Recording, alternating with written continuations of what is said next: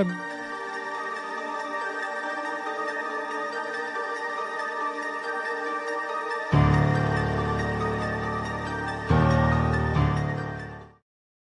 Yeah, we're back at it, David. How you doing, bro? I'm doing great. How are you? I'm Can't see doing us good. yet. I'm doing good. I can't see us yet. So, We got comments already. Oh, that's you. yeah, Where we also got a side guest here, Deronius Subdeviant. Deronius Subdeviant's been working with me on a Facebook group. He's listening. He might go with this audio later. But until then, I am excited because you and I have been doing similar videos without collaborating, and it's the same topic. Um, yep. you have the book right in your hand. What is it? I got Homer, Iliad, and Odyssey right here because that's what Yeah, we're going to talk about first. part Then we're one going to talk a and little bit about Tridactyls. So yeah, of course I got Tridactyls, the and book. also I the gotta flood have the myth. book. Where's my Oh okay? yeah, So and the Floodman. yes, the problem is that my cam is on top of my Bible. Okay, it's actually literally the thing holding my cam up. So I'm probably not going to be able to access that much. Let me put this back where it was, and there. So the point is that I don't read that. I use the internet for everything. I'm going to confess. I've been studying Homer, the Iliad, the Odyssey. I feel like I have a comprehension of it that's quite profound right now. However, Hmm. I haven't read it and I'm not going to read it, especially the Odyssey, and I'll tell you why later. But the thing is that I like to read stuff that's not fiction, and the Odyssey is fiction. So I just told you now. I lied. I told you just now because that's the thing that I did in my side. I was what does this say? Live streaming on X. Okay, whatever.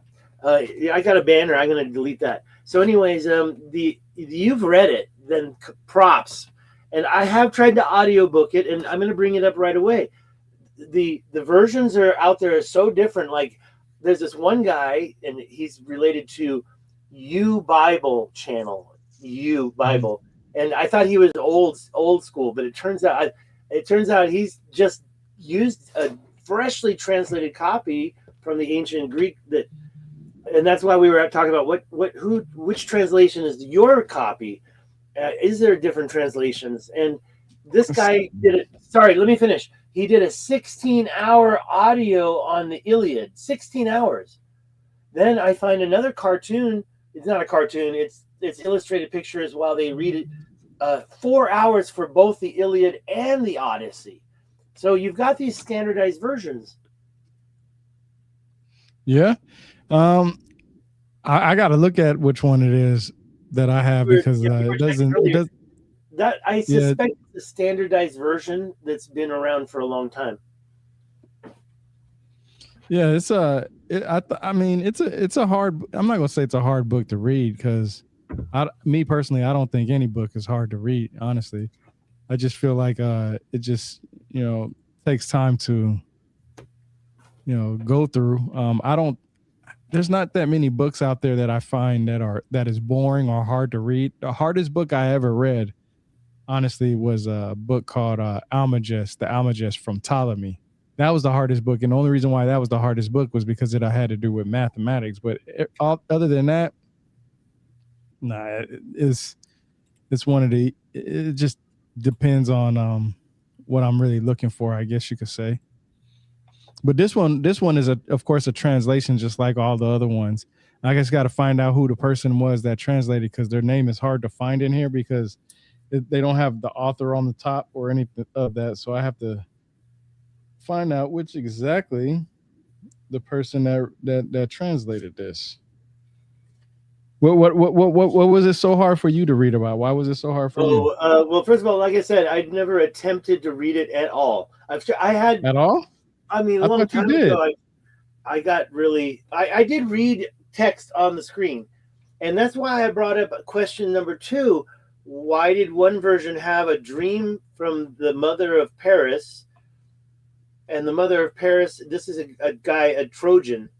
So the Trojan, if you, okay, why don't we do a quick thing? I did a big deep dive on this. Yeah, I tried to read it. I did an audiobook, but I don't know what version I'm listening to. Let's just remember one thing, and I'm going to make this point clear. Homer, who this is attributed to, never wrote down a single word. He was blind, probably blind.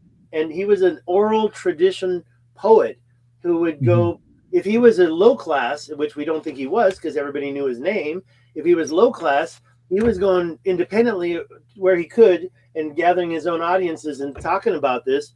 But he could have been part of a bigger connection, like a group of bards. They were called blind bards.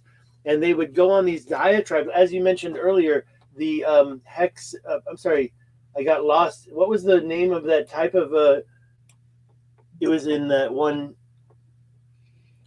Sorry, I lost it. The type of a poetry that it was. You said it, and I looked it up. Oh, shoot, I can't remember the word. Hexameter or something. Hexameter. Yeah, I'm gonna get it right now. So the dude that translated this book, I just found it in here. His name was Samuel Butler. So he wrote. He's from 1835 to 1902. And okay. He was. Say that again. 1835 to 1902. 1902. And, yeah, and he was an English writer and classicist who made popular prose translations of Homer. Do you want to share my screen really quick? I found that AI result. Yeah, bring it up and I'll show it. I'm going to share it. Okay. Basically, because I couldn't. Oh, sorry. That is definitely not cool. That is copyrighted music. I'm going to just close that all down. Sorry. An ancient Praveen Mohan. You know what happened was I reopened the window and everything starts playing. Sorry. All right. Let me share that with you real quick. I'm such a whiner. Let me get this up. How's Daronius doing in the chat? Multimedia. He's still there. What did he say it over there? Did you show his chats? I can't show it on here because he's in the private chat room. Oh, you're in the private chat. Daronius, if you want your chats to be public, you got to go over into the live. You got to open this up. Sorry, I'm sharing. All right, let's try this. All right, I am shared. Go and check it out. So I did this earlier because you mentioned, and it's true. Homer, oh my gosh. Homer, sorry. Let me get rid of that. I can even get it bigger. Let's get it bigger. Homer never wrote anything down. He was blind, probably. You know, everybody has their disabled, and if he pretended to be blind, that's fine. He knew how to do this. He was an oral, poetic, oral traditionalist, and he would tell these stories in right there, dactylic hexameter. And I compared that to Shakespeare. This is a rhythmic pattern common in ancient Greek epic poetry. Shakespeare used iambic pentameter, which is a 5-beat line, and they're both really structured, but they're totally different. Homer's is more of a grand sweeping, while Shakespeare's is more measured and conversational. And we know that Shakespeare was really Francis Drake, right? Duronius, how do you feel about that? He may jump over. Whoops, I shouldn't have closed that like that. Let me open that back up. Yeah, you got that big ass orange screen over there, man. Yeah, where is it? What happened to it? It just disappeared. Did I just delete it? No, it's got to be. No, come on. There it is. I got it. But I do want to go back over. Yeah, so we're done with that. You can stop sharing my screen. Basically, Homer never wrote anything down, and he's probably the other thing I was going to mention is there may be no single Homer. Like these blind groups would go around and they would tell the story in this dactylic hexameter, and they would all repeat the same stories. Remember Samuel L. Jackson? He did that movie where he was the Bible. He memorized the Bible. No, that wasn't Samuel L. Jackson. That was Denzel Washington. You talking about? Yeah, you talking about? Okay, correct me. Now I sound totally racist. That's cool. What the fuck is that movie called? The something. Shit. I can't remember. I thought it was. Yeah, I guess Samuel. The Book of Eli. The Book of Eli. That's what you said. Yeah. You know what? I've been taking snakes on a plane. Hey, yo, I could just imagine him saying "motherfucker" a whole bunch of times in that movie. Well, you know, the funny thing is there was once a time I watched an interview with Samuel L. Jackson, and the interviewer, this white guy, started asking these questions, and he's like, "You're not even talking about me. You're talking about he's talking about Denzel Washington." So yeah, I just did the same exact thing. But yeah, he memorized the Bible. So, and we never heard him say it. But if you, Samuel L. Jackson, can you imagine Samuel L. Jackson doing that? Doing the poetic oral tradition of the Bible. Anyway, so yeah, to memorize. And by the way, is it both first and New and Old Testament? Probably, because that movie. I actually like that. I like that movie a lot because it actually teaches a lot of stuff, like what would happen in that type of time frame where if everything went to hell, would we be able to have a way to translate our myths? Now, this is what's interesting. You said that Homer was blind. Nobody knows for sure, of course, like you said, nobody knows that for sure. But in the book of Eli, the plot twist was that he was blind at the end, and the Bible that he was holding was a book that was written in Braille. So he was the only one that could read it because he is the only one that could understand Braille at that time. Well, that just blows my whole thing. Then he didn't memorize it. He just had a version of it that nobody else could read. Well, he did memorize it, because you got to remember when he got to the ark, that ship. Remember when he was getting to that ship, he was telling them what was written, because remember the guy actually got a hold of the book. That was the plot twist. The guy that wanted the Bible, he finally got his hands on it, got it away from him, and then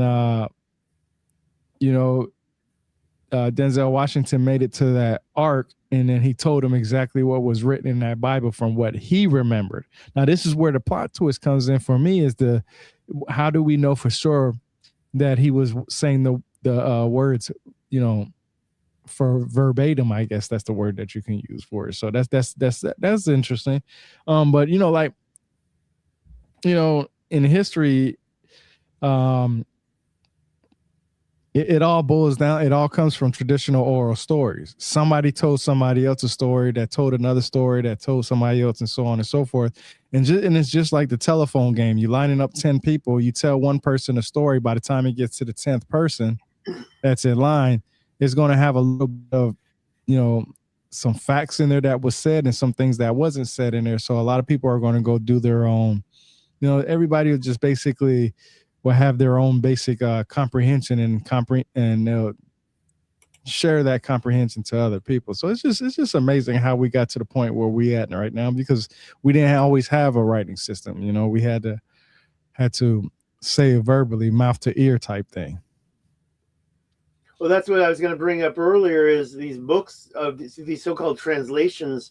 And you mentioned yours was done at the beginning of the 20th century, 1902. Well, no, he died at the beginning, right? So it could have been done in the 18th century, or should I say? Well, he did the preface.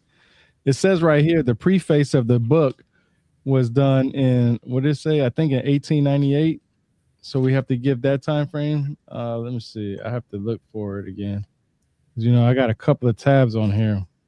Okay, let me say this. I'm looking at it right now. The Iliad, written by Homer, read by Alexander Scorby, reading time 22 hours 36 minutes, and that's just damn. That's a long fucking time. It didn't take me that long. But actually, I looked at the video and it's down to 16 hours. So for some reason, it's the wrong timing. This is U Bible channel, Scorby U Bible channel. I think he's just taking advantage of the fact that people are going to fall asleep to this stuff, and so like the people that are really, I mean, I don't know. I don't want to pick on anybody, but the people who are really into like not even listening anymore, and they're like, but they want to hear the Bible, or they want to support the Bible, or they want to be religious, and so they'll turn something like this on. This is the Iliad, but his channel. Now, 16 hours for just the Iliad, and then I found another video, which I watched. I didn't get too deep into this because honestly, it did surprise me. I told you at the beginning there was something that I didn't hear. The version I mentioned, that 16-hour version, I listened to like the first almost an hour of it, and it was just like described in the ChatGPT, dactylic hexameter, long, grand and sweeping, as it said, explanations. And now the one I just put on here, I found it. Let me just see if it opens. It is 4 hours long. You can read this version online. It's in the public domain. This Oh, version's sure. in the public, No, so you can, yeah. so we can pull it up and we can read a part of it. And you can see how it says. Like, I mean, I just bought it because I like hard copies, and I thought, No, I hear you, and oh, actually, that sounds like the standardized version, in my opinion, from what it sounds like, being over 100 years old, and mhm. basically telling it like it is from that perspective at the time. I just know there's other look at. I was going to say this other version, this other YouTube. It's called "See You in History." It's Yeah. 4 hours. You have both the Iliad and the Odyssey. So, and in this version that I saw, there was a dream at the beginning, and there was a baby born, and who was the mom? It was the mom of Paris, and the father said, "Oh, because of this dream, we're going to have to throw this baby into the water. We're going to have to sacrifice this baby." The baby was given to this one dude who took it into the forest and left it, and he didn't kill it. He left the baby there, and when he came back, the baby was there with some bears being protected by the wild, and decided, oh, it's a sign, I got to save this baby. Kind of like the Moses story in a way, but it was the Paris. Now, you remember the character Paris? Yeah. This is the Iliad, not Odyssey. Yeah. Oh, one more. Let's Yeah. change the subject. I'm just trying to say this is a 4-hour version of 2 books, so something's changed. I mean, obviously, it's not the real translation. It's more of a it's. And then the movies, Brad Pitt was Achilles. Matt Damon's going to be Odysseus. And also other movies and books like Ulysses. Ulysses is the Latin for Odysseus. And then what was the other thing I was going to say, and then I'll shut up, is the other movie, Oh Brother, Where Art Thou? You remember that? Yeah. Mm-hmm. And Ulysses, they claimed it. They pushed it as a audio. It was based on the Odyssey, but in general, I looked at it again. It wasn't. Yes, they put in stuff like the Cyclops and also other stuff that is from Odyssey directly, but it's more about a Christian story about forgiveness from God. They broke out of prison. They got lucky. And they were being chased, and then they got forgiven by God in the end. That wasn't the story of Odyssey at all. Was it? Was Odysseus forgiven by God in the end of the book? He was about to die, and then suddenly God stepped in and saved him? Because that's what happened in Oh Brother, Where Art Thou? It's an interesting. I've only read this book 3 times, and I didn't read it only 3. Yeah, I, like the first 300 or 400 books that I own, I think I've read every single one of them. No, I know I've read every single one of them at least 3 times. Some of them I've read like 5 times. But now at this point, now that I have enough information from reading so many different books, I'm at the point where I'm not going to do that anymore. Like, I'm not going to read every book 3 times anymore. I will go back and read this a 4th time before the movie comes out. Just so that way I can be refreshed on what I've read. Because let's talk about that for a second, about what the movie's going to say. May I interrupt? Sorry for interrupting. No, go ahead. Deronius Subdeviant, he's been giving some comments in the private chat. I don't know if he's over there in the public chat yet. I got to get back over there and look at the public. So Deronius was saying that even the story of Sargon of Akkad is another example of the abandoned baby. I didn't realize that. The abandoned child motif, Sargon of Akkad story. And he was the first Sumerian to create that city-state right north of Sumeria. Back in, what's that? Yeah, Sargon of Akkad, yeah. And he said he's the one that brought this north and the south together. The same way with Egypt, how there was separate of north and south of Egypt. Interesting. Same thing. I wonder if you can find that in the same abandoned Moses style. Different. The way the oral tradition works is the main theme is passed down to many people, and when they meet later, they discuss it and make sure the motifs and themes align still.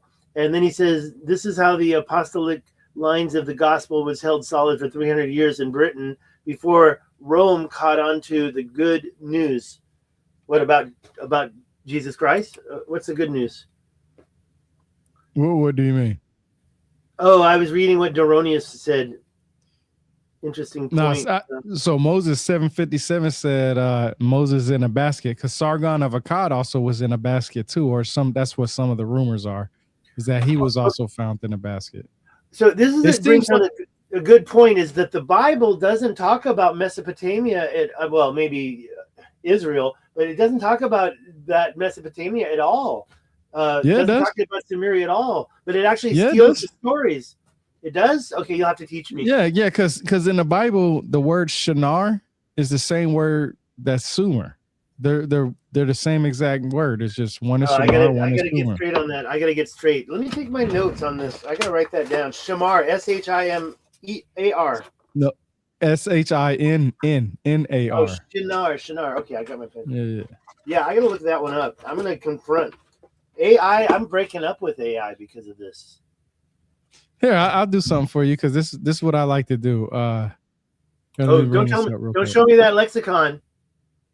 No. I'm not getting any books.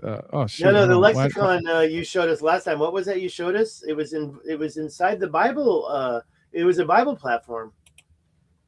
I can't remember now. You showed us this lexicon, and I saved it. I have a lot of books, bro.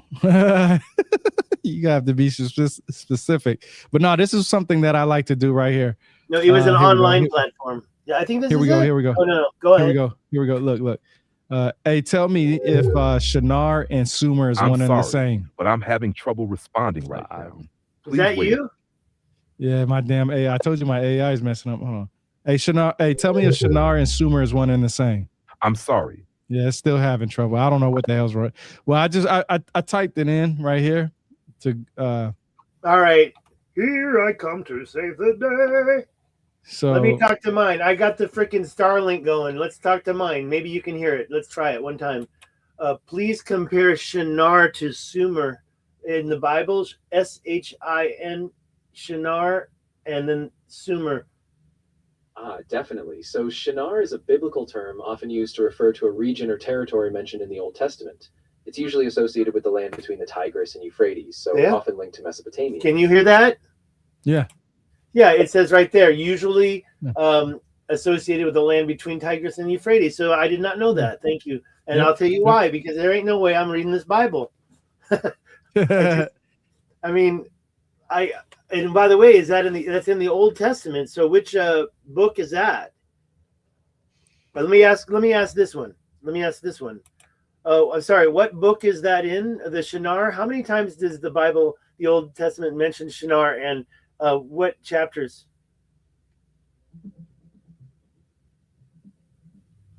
Thinking. The land of Shinar is mentioned 8 times in the Old Testament. For example, Genesis 10:10 talks about the beginning of a kingdom in Shinar, and Genesis 11:2 mentions a plain there. Other references appear in Genesis 14, Joshua 7, Isaiah 11, Daniel 1, and Zechariah 5, all tied to ancient Mesopotamia. Let's just stop it there. There you go. So I never knew that. I thought I learned something wrong. And it's funny because that's where the deflection that I think happens. And I was hearing about this this correlation between Moses and Akkad of Assad. Did I just say that right? Sargon of Akkad. Sorry. I'm sorry. I'm trying to read Doronius's chats. No, yeah, a lot of people don't know that because a lot of people. Well, I'm not gonna say a lot of people. Most religious people try to separate the Sumerians and the rest of the Mesopotamians, and they don't want to believe that the Sumerians may have had these older stories, like the flood myth story, a creation story. Or I'm not even going to say the Sumerians, Mesopotamians, period. And it's kind of hard to say the Mesopotamians because Christianity, the Abrahamic faith, falls under the Mesopotamian culture. And I say that because the Abrahamic faith started around 2000 BC, right? So that means that Abraham would have known about the Anuna / the Anunnaki, because that falls under between the Sumerians and the Akkadians. So he would have known who the Anunnaki were. It's just which god that he chose from those individuals of his main god, because there was depending on where you follow the Mesopotamian Anunnaki mythology, it can be anywhere from four individuals to I think it's like 60 individuals, depending on which ones you want to follow. The main four was Anu, which is the same, Enki, Enlil, and Ninhursag. Those four are the ones that are named in this. I guess you could say the Sumerian text of being the ones who created the humans. A lot of people would say Enki was the only one who created the humans, but he had help from Anu, Enlil, and Ninhursag, or Ninhursag, however you want to say her name. There's different ways of saying it, basically. And you talked about the flood myths, which is very interesting, because when we talk about the flood myths, I always like to say that, every civilization on this planet has developed by some type of water. And the reason why is because we need water to sustain life. We need water for people to live. We need water to nourish our body. We need water for agricultural needs. So it only makes sense that a civilization would have started by a body of water. Eventually, during that time frame, whether it's that person who lives there, first generation to the 10th generation, it doesn't matter. Eventually, in between those generations, there will be a flood, right? So, and because we already know that there's been floods around the world, and even in 2026, we still have floods till this day. That was the end of those people's world. And how did most of these floods start? Well, a lot of people believe that a lot of these floods started because of the simple fact that these rivers and lakes and so on and so forth, it rained so much that they were filling up, and it, pushed people away. But a lot of people don't realize that a lot of these floods were also started because of the melting of the ice on these mountains, or snow on top of these mountains, and that water would come down. Yeah. And that's where a lot of people get this whole little thing about melting ice caps and all this other stuff, where you had snow on top of the mountains, which a lot of people would describe as if you've ever seen an iceberg, the tip of the iceberg is a great example of that, right? So, hey, can you show my screen again? Yeah, this is on this whole global flood myth thing. And before we change over, and I'm going to show you right now. But bring it back up. You closed it. Yeah, I hear you. I'm coming. But I want to say the last thing to say about Homer, and then we can get off the subject, is that the Achilles heel and the Trojan horse, and apparently the Trojan horse, those were not in there, were they? Were those in those books you read? Because that was apparently added later called later legend. So maybe oral tradition. Homer didn't talk about it, but the Trojan horse story, the heel of Achilles story, and then one more is the burning of Troy at the end of Iliad. It didn't happen. And how about your book? Did it happen in your book? Any of those three? Oh man, the Trojan horse. I'm pretty sure. Huh? The death of Achilles at the end of the Iliad. Did it happen? I have to go back and look and see if it actually happened in this book, because this isn't the only version that I have. But I don't know if it did it in this one, because I have two other versions. I have the hard copy, and then I have two other ones on my Kindle. So I would have to look at that, because this one is from Samuel Butler. He's not the only one that translated the text, and just like you said, they some of the text was added that wasn't in there before. Right. Let me see. I don't think I read the Trojan horse in the Iliad, though. I don't think so. Well, apparently it wasn't in there. In there, and that's because I don't remember reading it. Now, the only reason why I don't want to say 100% for, at least for me, I don't think I read it in this one because I would have tabbed it up, because like I said, I have tabs on here.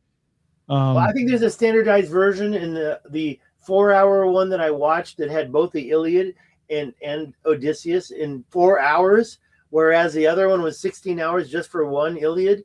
I think that they probably added it in there, and I think this is like a standardized version. I'm going to read something to you in a second, but I was just trying to. I'll get back to Dorineus. One last thing about Odysseus. I didn't know this, but according to Odysseus is wearing that hat that you're going to see in the pictures from the movie that Matt Damon's wearing is beautiful. Whatever the Trojan type of hat is, that came from Achilles. So the war was ended, Achilles dead, and Odysseus was gifted his armor. And that brought up the first little mini conflict in Odysseus in the version that I was looking at. Let me show you that screen about now. Well, unless we're okay, do you want to keep talking about this? Because the thing I want to show you on the screen, that's actually that's the next topic. That's flood myth stuff. So if there's anything else, let's get into this. Let's get out of there. And right. I'm going to show you. Bring up what you want. I could tell you right now. They have this book version in the public domain. So anybody that wants to read, this version, you can get this from the public domain. So if you have a Kindle or a tablet of some sort, you can download the PDF file. But my other favorite source that I like to use that a lot of people don't know about, and I brought you to this website before. This is one of my favorite websites. It's called sacred-text.com. It's one of my favorite websites because it has all kinds of sources on there. And the one that I have is same thing, same book. This book right here is in sacred-text.com, and you can read everything that you want on here. So, book 1, the Iliad, you can read the whole entire book on your computer, just like I can. And if you don't want to read it, you can highlight it if you're on your computer, and you can ask it to, read out loud selection. So, now you're talking. Now you're talking. Yes, now you're curious. What's the name again? Sacred-text.com. So like I said, all you got to do is just highlight the whole thing.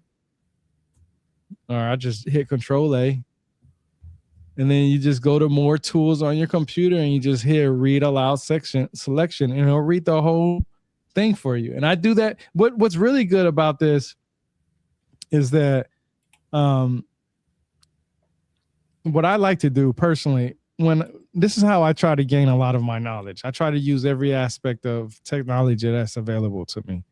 So what I like to do is when I'm doing laundry, doing dishes, folding clothes, sweeping, mopping, working out in the yard, I will go get a audio version of this stuff, and I would just play it in my headphones, and while I'm doing laundry or doing something like that, doing some kind of grown person type shit that we don't like to do, I would listen to it. And it helps me gain knowledge while I'm doing something. Like I even do it when I'm driving down the road. I do listen to music, but I don't listen to it like I used to. So what I like to do is I like to take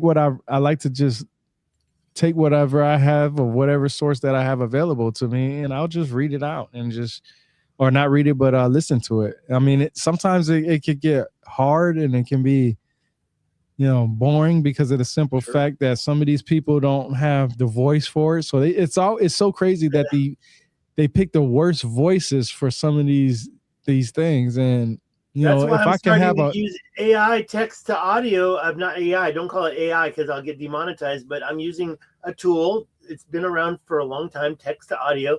But they're getting better because of AI. And I sound like an autistic screeching idiot. And so I don't want to read a script. I love doing live streams like this, but to do production, that's why I'm starting to use this more. Check out my last 2 videos. And I'm happy to do it, but well, let me ask you this. So when it comes to these floods that you talk about or that you learned about. Let me show my screen again, and you'll see. All right, hold on. You'll see right now. Because this is the deep dive I did. I want to show you. And I did it. Oh, shit. Let me take mine out. And then this is yours. Hold on. Now, the thing that I showed in the beginning was talking about the Indians, because my last question was, okay, AI, now let's talk about flood myths in North America. And they talked about this. But then when I tried to ask for timestamps, couldn't do it. I'm like, okay, let's move on. So let's get back to the oldest that we can give a timestamp to, and that's obviously the Epic of Gilgamesh, right? And I said, what is the standardized version? When was that written? And it actually gives you a name of the dude who wrote it. Well, maybe not that, and maybe it's not here, but 1200 BC is the Akkadian version that's standardized. Earlier Sumerian flood traditions go back to 21 BCE. You and I know it's probably older than that, right? And then the next one is India. And I don't wait, this date, okay, so it's BCE, the time of Homer and Solon. And the flood hero here is Manu. Let's go back and look at this real clear. Okay, so we got 3 flood heroes here. See, this is not showing what I originally wanted to show. So in the Epic of Gilgamesh, there's 3 different versions, and there's 3 different flood hero names. So that needs to be addressed. And yeah, you got more than that. You got more than that. You got if you're talking about Mesopotamia, there's a shit ton of different ones. You got Zia Zutra, you got Atrahasis, you got the Gilgamesh, you got the I think the Enuma Elish talks about it, if I'm not mistaken. Let's see if this is it. Let's see if this is it. That's not what I thought. I don't think so. Let me check. There was this. See, that's different. See, I did a lot in here. I did a lot, and then you wouldn't believe what else I did. So I don't want to bore the audience by trying to get everything right. But here it might say it: the Gilgamesh, earliest Sumerian poem. So that's the oral tradition. So don't forget, these dates are not the oral tradition. They are the written versions in cuneiform, right? And then the final standardized Babylonian version was compiled about 1300. And then 17th century, and that's them. That's Mesopotamia. We're talking about all the continents hold these traditions about the flood. Here's the Manu's Ark tradition. I'm going to head down to the place I showed you earlier. Here's the Chinese one. And look how old that is. Yeah, there's a lot of them. I just posted something about the Chinese myths. Here's just actually not too long ago. Now, okay, so that one, North and South. Yeah, forget these pictures. This is just. I'm going to get back into it because it gets up to the Bible. Okay, so here it's the first one: Mesopotamia, India, flood hero Manu, Hebrew tradition. Okay, not just the Torah, but here's the thing about the Torah. I realize now there's 3 versions. The Ezra period, which they do, of course, argue about, is probably the beginning of the Hebrew compilation of the Torah, which is the Old Testament, right? 450 BCE. That's the oldest version of the Torah. That's the same time as Plato and Socrates. Greek translation happened called the Septuagint. Have you heard of this? Yeah, I got the Greek Septuagint. Oh, I want to see that version. That was compiled. Well, I have it on my Kindle. Compiled and translated in Alexandria, Egypt, right? The Septuagint was created in Egypt by a bunch of Hebrews that were living there. And then, of course, that's 250 BCE. And then we have the King James Version. That's the first English version that was standardized. And it's probably one of our latest versions. Okay. Greece had the Deucalion flood too, recorded in Metamorphoses about the turn of the, when Jesus was born. Then the China again, I thought that was U. That's Hero U. That's showing different dates. The written compilation is different from the traditional oral, I guess we could say. Australia. Now that stuff's old. Check out these dates. Yeah, because the Aboriginal Australians go back 50, 60,000 years. More for some people. Look in North Australia and see the carving of the earth up there. They've done a lot. Indonesia, that's not so old, maybe 1,000 years. Africa, what do you think of this? Nigeria. Africa has so many floods. Yeah, by the way, it said exactly that. It doesn't say it here, but I did. It said it's so many. I'm kind of curious about this. Oadamar. Yoruba, Nigeria. East Africa's Maasai. Where's that? Central African. Okay, and so the big picture, here we go. Standardized in writing is here, but oral, very old, is here. So standardized is old as Mesopotamia. And by the way, we know that number's wrong, right? We're talking about more like 2000. This is the probably writing. further than that. Earlier, there was a name given for the guy that standardized this. And well, I want to show you something. I want to show you something real quick. I'm done. I'm gonna bring this down real quick, and I'm gonna show you something real quick. I'm done. Take me down. So you talked about Gilgamesh, right? I'm getting my jacket. Yep, I'm getting my jacket. You talked about Gilgamesh. So hold on, let me see if I can make this bigger. Oh, I can't make it any bigger than that. So let me see if I can make this bigger. No, I can't make it bigger. All right, so I'm just gonna read it out. Well, I could probably make it bigger by doing this. Save it on your desktop and close that arrow on the top left. Those double arrows. Make it go away, and then it'll move out your other info.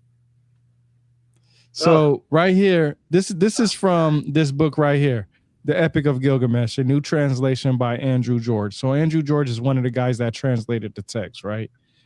And he's this is a new translation because he takes all the old translations that he's done and other people has done. He puts it in his book. Then he adds more information to it. That's why it's called a new translation, because they found more information to be able to do it. Well, this is what he says in the introduction. See, this is what I don't like about when people pass misinformation. So when people say Gilgamesh has the oldest story, Gilgamesh is, it's the most accurate, so on and so forth. I ask people, have they actually read the sources that pertain to this, right? And of course, like I said, I always go to the source. So I went to Andrew George, got his book. I actually have different ones of this too. So I have different versions from different people who translate it. But what sticks out to me about Andrew George is he says right here in the introduction, he says, though the story Gilgamesh is certainly fiction, okay, fiction, Moran's diagnosis is also a warning not to read the epic as myth. Now, we know that myth is just a traditional oral story and so on and so forth. Then he goes on to say that there is little consensus as to what myth is and what it is not. In ancient Mesopotamian mythological texts show considerable variety. Some of them, particularly the older ones, contain just one myth, okay? One myth. Others put together two or more myths together, basically, right? Two features are particularly characteristic of these mythological compositions. On the one hand, the story centers on the deeds of a god or gods, and on the other, its purpose is to explain the origins of some feature of the natural or social world.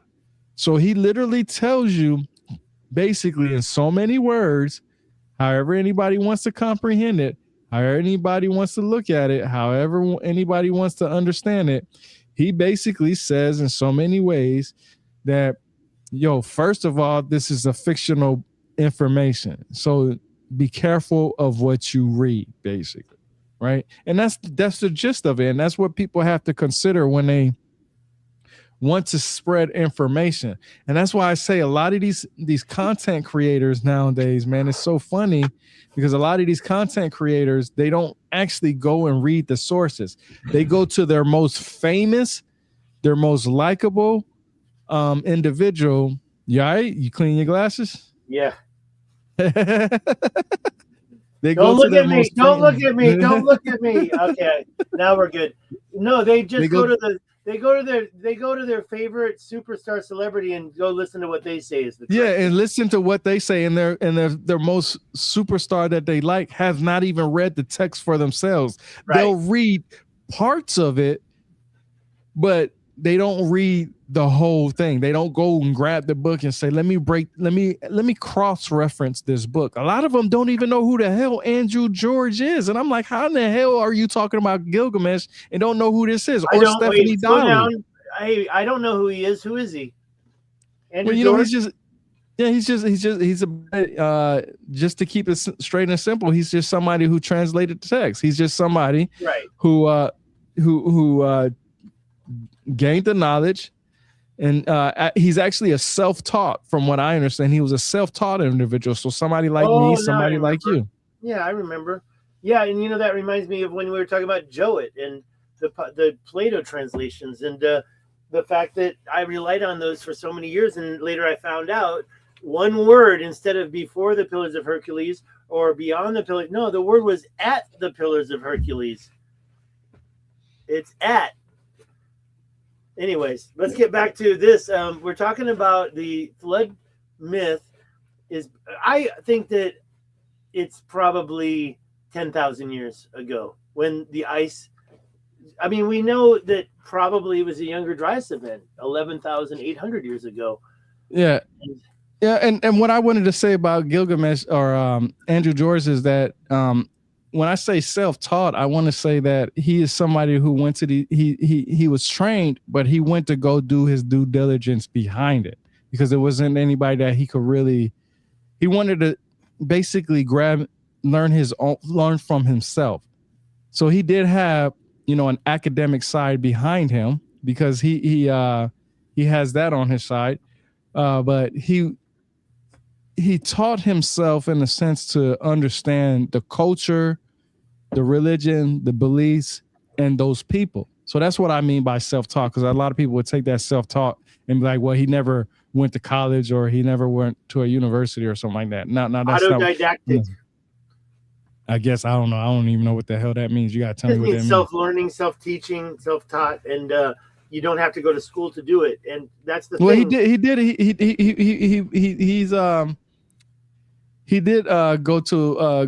He did study Assyriology in school at a university. But what I'm saying is he studied it, but he also went above and beyond just studying it from the academic side. He wanted to know because everybody used that pseudoscience word and all that other stuff. So he wanted to cross-reference his information. So it's a good way to do it. Put it put it out there, right? Cross-checking means you're doing a. Yes, because he had a PhD. He had a PhD. He was dedicated to his craft basically, and I don't know how else to put that. But a lot of people, and what I mean by comparing to me and you is that I went to school, but I never graduated college, and I never learned about, I learned about, history in school, but I went and did my due diligence and went behind what the academics said and try to verify what they said on a sense. But let me talk about that real quick. Basically in high school. So in school, I remember my education, and I graduated from high school in 1985. And I did a history class in junior high school that focused on ancient civilization. If we talked about the Sumerians, I don't remember. We talked about Greece. We talked about Romans, and that was it. And, yeah, that's what I'm saying. So, and then the second part, finally, I don't think I took a second history class in junior high, 2 years for me. And then in high school, which is 4 years, the only history class I had to take was American civics. And that was BS. And that was it. I never took history in college, really. I never did. And math in college, algebra was the highest I went. And I took logic was math. That was kind of math. Logic had a lot of math. And there was analysis classes in my MBA program that had a little bit of math. But that was it. Oh, finance. Finance had math formulas. But that's it. And all this stuff is deflection. It's not real life. I don't believe for a second what they showed me about ancient history in junior high was real. So I think they gave us a stepping stone. Of course, that might be true. It's just like making a short YouTube short today. You give them the stepping stones of what you learned, and then it's up to the individual to go and do their thing. That's why I said a lot of these people, when these content creators, at least, they do this for a business. So they want to make money. That's their first goal, is to make money. That's why a lot of them get LLCs. That's why a lot of them do nonprofit organizations, because there's money involved. If they can do it that way, it brings money to them. But in reality, there's really no money in this field. You have to do something outside this field to bring into, you know what I'm saying? And then what I mean by that is, like, You have to go to conventions. You have to be people. Somebody has to say, "Hey, I want you at a convention." But when you go to and I've been to plenty of them. You've been to plenty of them. They say the same exact thing that you've seen on YouTube, and you can see when you go through the comments, people will say, "Well, you said this wrong. You said that wrong. You did this wrong, and you did that wrong." When you go to the conventions, they don't change or fix what they said in their YouTube channel. They reiterate what exactly they said. So it's almost like you're just watching somebody on a TV show, basically, right? And you're going to go see them live to present it. And to me, that just takes away, me personally, I feel like, most of these conventions, they only get the hottest guys out there or the hottest women out there. What I mean by that is the people who are known, you know what I'm saying? The people who are big names and stuff like that. They don't want somebody like for you, I still don't understand how you're not invited to all these damn conventions when you've been to the Rich Act structure. You have been there 3 times. Okay. You have been there so many times. Don't forget the 4th time when I was detained, but yeah. And so you've been there so many to Iraq times. And wait, is it Iraq or because I was looking both at Iraq and Afghanistan. And Afghanistan. Have you heard of what Doronius just mentioned? Shannon Dar Cave. No, yeah, I hear what I'm you're just saying. I just don't understand how when Atlantis is spoken, you should be there. Okay, you should be there. Thank you. Your name was. I don't understand how Joe Rogan hasn't even brought you on the show yet because he hasn't even said. Don't jinx it. No, it doesn't matter. You know what? It does not even matter. It does matter, and I'm going to tell you the reason why it doesn't matter. Why it does matter, because living in an echo chamber doesn't do anybody good. Okay, it just doesn't. And if you really, truly, honestly want the facts, you'll get the person who's been to these places. Okay, you've been there, so you know about it. So that's why I get upset that people and it's more at these people who have the money, like these millionaires that have these conventions, or these people who spend hundreds and $1,000s just to make less than what they spent on the convention in the first place. If you're not gonna make if you ain't gonna make no money from your convention, then what the hell are you doing it for? You're doing it for clout. You're doing it for recognition. You're doing it for you can stream whatever beliefs that people have been saying about the same shit over and over again. Like I said, I think you and Michael Donnellan should actually have a sit-down conversation. And y'all had this opportunity at Cosmic Summit, but the shit didn't happen. They wouldn't even let you speak. And I was just like, bro, what the fuck? Y'all want this information, but you not sitting up here trying to listen. You want the same person. You want somebody that reiterates what you believe, and that does nobody good. And that's why I'm so pissed off at some of the shit that people say anyway, because I get to the point where, like, if it's one place, first of all, you have been talking about this for years. About 2018, right? Yeah. So you're not a novice in this. You're not. And by the way, that was just Jimmy Corsetti. So before that, I was doing stuff, and I've been doing this for my whole life. But that's what I'm. And not only that, you've been traveling. You said you told me you traveled with your moms to historical places. So you're not just some regular old Joe Smo person. You've been doing this since you was a little kid, bro. Your information has been since you was a little kid, and you're what, almost 60 years old? Come on, man. Yeah, exactly. So thank you. Every single person that wants to know about Atlantis should be saying, "Hey, I want David Stig I want him to speak."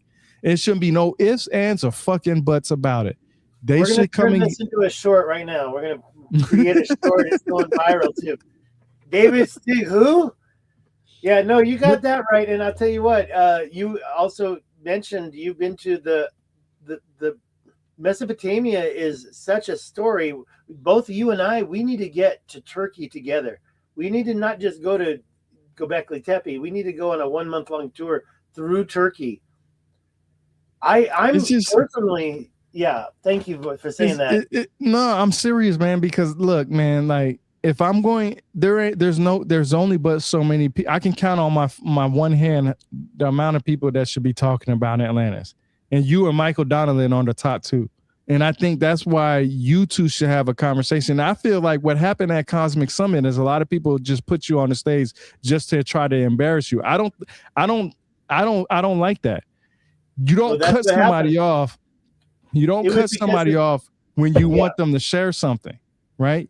You do it the right way. If you ask somebody to give them their take, I can't tell you about the Sumerians and the Anunnaki in 5 to 10 minutes. I can't do it. I need at least an hour to do it because there's so much to go through it. What do you want? Do you want the facts or do you just want something to make you feel good? And that's what it seems like that what they did to you at Cosmic Summit. And I think that's bullshit, honestly, with how they treated you. I was like, man, this dude's been there. Who else do you want to talk about that? You know what I'm saying?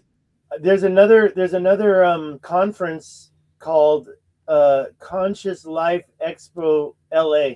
Conscious Life Expo. I don't know how much it costs, but I do know that I have friends that went there this time. Here's the message. Not liking it here, cramped and claustrophobic, a big money grab. This is a very famous thing in LA right now. I'm telling you, so many people, so many of these content creators, it's even like when they talk about the flood story, like when Randall Carson talks about the flood stories, everybody's like, oh, Randall Carson is talking about this, that, and the third. And I'm like, yo, Randall Carson still thinks that people were was on this planet from 200,000 years ago, Homo sapiens. Bro, I don't believe it. I don't think so. I think he thinks better than that. I think we are at a million. No, he does, but what the words that come out of his mouth doesn't match what it says. He's a Freemason, because he's a deflector. He hides the truth. He never gives a direct answer. There's answers and then there's theories. We know that there's been plenty of floods out there. We know that humans, first of all, in order to talk about the beginning of humanity, you got to define what a human is first. If you don't define what a human is, then you can give any false date that you want, right? Like, I'll give you an example. Bipedalism, the Australopithecus afarensis and the Australopithecus ramidus. Those two species right there go anywhere from 3 to 6 million years, depending on what source you want to go off of. Sure. Those are considered the beginning of humans because they practice bipedalism. But then some people will say it's our consciousness, our mind. So what are you picking? Are you picking what we walk, how we walked, or are you picking how we thought? But how do you tell? Can you tell me how a fucking dog thinks? No, you can't.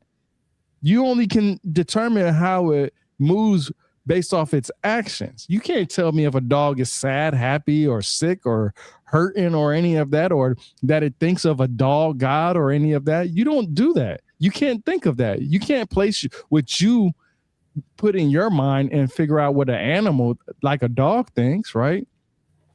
Right. So, well, I would like to think that I can understand how dogs think because I see them every day. I saved 35 of them. I've had hundreds of dogs in my life. I don't walk dogs ever, except for once.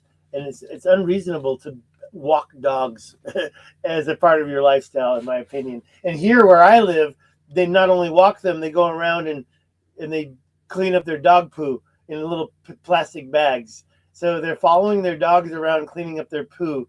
This is exactly what I don't think you're supposed to be doing with a dog in my life. You know, I'm sorry. Do you have a dog?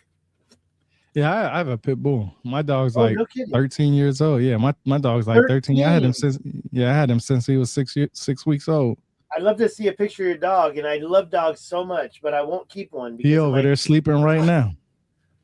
There he is. But yeah, I just don't understand. What's the dog's name? Kane. I named him after, you remember Kane from Menace to Society? You ever seen that movie, Menace to Society?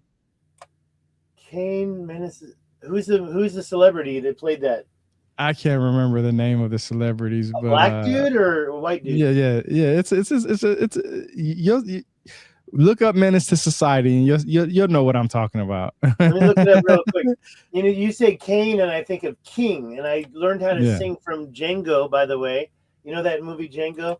His name was King. Yo, that movie's so funny. That the funniest part of that movie is when they did that skit, that part where they were saying were they talking about the mask when they was wearing the mask. That was the funniest part right there. In Django? I don't remember. Yeah, Django, remember? I can't see out this shit. Oh, oh yeah, that was near the end. I remember now. Well, shit, fuck. We ain't got to see. The horses got to see. Don't ask me and mine for nothing. Wait, the movie? What am I looking at? The movie? 1993 crime thriller. Yeah. Crime thriller. Starring Samuel Jackson, Jada Pinkett Smith. Is that them? I'll check it out. Kane. I'll check it out. Yeah, I named him after that. I can watch anything I want right now. Go on. Oh, by the way, there's another topic we haven't talked about yet. What were you gonna say? It's 1 hour. So, yeah. Damn, it's already been an hour. Holy shit. Damn. I just feel like, look, man, I honestly feel like this. I think there's a lot of people talk about having respect. A lot of people say they don't want to have drama. They don't want to do this, but they're friends with people who do drama shit. They call people friends who do disrespectful things to other people. And I'm that type of person where I'm going to stick up for anybody. Like me personally, I was pissed how they treated you at Cosmic Summit, and the only reason why is because you were expecting more. I was expecting more. I was fucking get to shine. I thought it was going to be something where you was going to be able to present your information, and everybody else was going to present their information, and y'all were going to have information out. Let me say one thing: those two guys, the two Italians that did the below the pyramid scans, and Trevor is part of that. The one that Italian that spoke more English that I got to know better, he was like, no, cannot be Atlantis. And he actually said to me after my presentation, now I see. I was like, whoa, that meant something to me, because that dude is on the fringe right now. He's been on Joe Rogan already, and they're talking about these scans, and it's like, they're important too, because I do believe that megalithic terraforming is happening. Oh, I got that, Duronius. Now I'm looking right at it. Duronius was sharing a map with me. If you chat Duronius why I should share this during this live stream right now, I'll pull it up. But yeah, I don't remember the dude's name right now. It's on the tip of my tongue. The Italian guy. And Michael Donnellan, man, do you remember that they did that is big story right now, those scans under the pyramid. And the funny thing was at Cosmic Summit, they did the original press release. I was in the room. Michael Donnellan's on the stage translating Italian. Oh my God, that guy. If anybody beats me in languages, is that guy. Michael Donnellan and he lives right there in Cadiz. And I have to be honest, I didn't watch the whole interview you did with him, but I know. I mean, the thing is, did you see his scans? Did he show them? Well, he didn't show the scans because, okay, so this is what he told me, and this is what I liked about what he does, and this is what I like. This is why I feel like both you guys should have a conversation. Like, you guys should be having a real good conversation, a real good man-to-man conversation about Atlantis. Is that he said that these scans are hard to do because you just can't go in the water and scan it. Okay, you have, first of all, the weather has to be damn near perfect to get out there. The tide has to be perfect, and the way the water moves has to be perfect. So you only get so many chances to go out there to map out the bottom of the ocean and to do it. Even in diving, you can't go out there. It's Biondi. Yes, Tony, thank you. It's Biondi. Hey, let me say one thing about those scans. Now, let's be honest. When the Younger Dryas event or the cataclysm happened, the waters rose 400 meters, right? Mm-hmm. Is that the wrong number? It's somewhere around I think that's the correct Everybody number. has a different, I've read different numbers from different people. Well, I'm going with the science on that one because I wanted everybody has a different scientific view on it. But it's always about the same 400. And the thing I'm trying to say is that around Cadiz, I think it's feet instead of meters. Feet, okay. I would be willing to accept that if I'm wrong. Thank you, 757. Oh, yeah, 77. He agrees with you. Thank you, feet. And thank you. 400 feet, they say. And that is the mainstream explanation. 400 feet is a lot. And those, so, I mean, can you imagine whatever Michael Donnellan has scanned, must have been above water before the cataclysm. Is all I'm saying. Hmm. Everybody agrees. Tony too. Thank you, Tony. Tony's on top of it. Tony Lightwork. Where are you at, Tony? Everybody introduce themselves in the chat real quick. Where's Tony at? Where's Doronius at? Doronius, you never told me a city. Jamie, where are you at? The lady, Loretta, Yep. where are you at? She on it. That's my favorite. That is my favorite website right there, Jamie, because of the simple fact that if you actually go through that website, it literally has all the text that's from back in the day. You don't First have of all, to buy Jamie, is that your real picture? books. Why am I not seeing that? Jamie, is that your real picture? Number 2, where you at? Oh, there it is. I see it now. Jamie Huff. Well, Tony's in Fort Lauderdale. Hey, you in Florida? I'm not that far from you, Tony. I'm right in Georgia, bro. Or yeah, where's everybody at? And by the way, are we gonna ever talk about our third topic? Yeah, so that's what I want to bring up. So that's interesting. Where's Ed? He's not here. I guess he's not coming. And let me see if Fat Jesus that's Javier. messaged me. I met them both in Scottsdale. Nah, he still hasn't messaged me. I got photos. You want to share a picture? No, not yet. I'll do it later. So this website right here, I learned this from I'm not sure if anybody in the audience are familiar with the Tridactyls. So the Tridactyls are basically individuals that were found in Peru and some other places that mimic we could say different types of species. They have different names too, right? And they have scans. Okay, like Santiago right here has scans. It's supposed to be estimated age of 5 years old, has baby teeth, has tridactyl limbs. These are individuals that have three fingers, right? And I'm not going to play the video, of course. I just learned this. And by the way, they also, this is important to me, do they have elongated skulls or not? It looks like this is not really kind of. That right there, that looks elongated to me slightly. That's elongated. But now, by the way, that back is 3. What is that called? The suture in the back of the skull.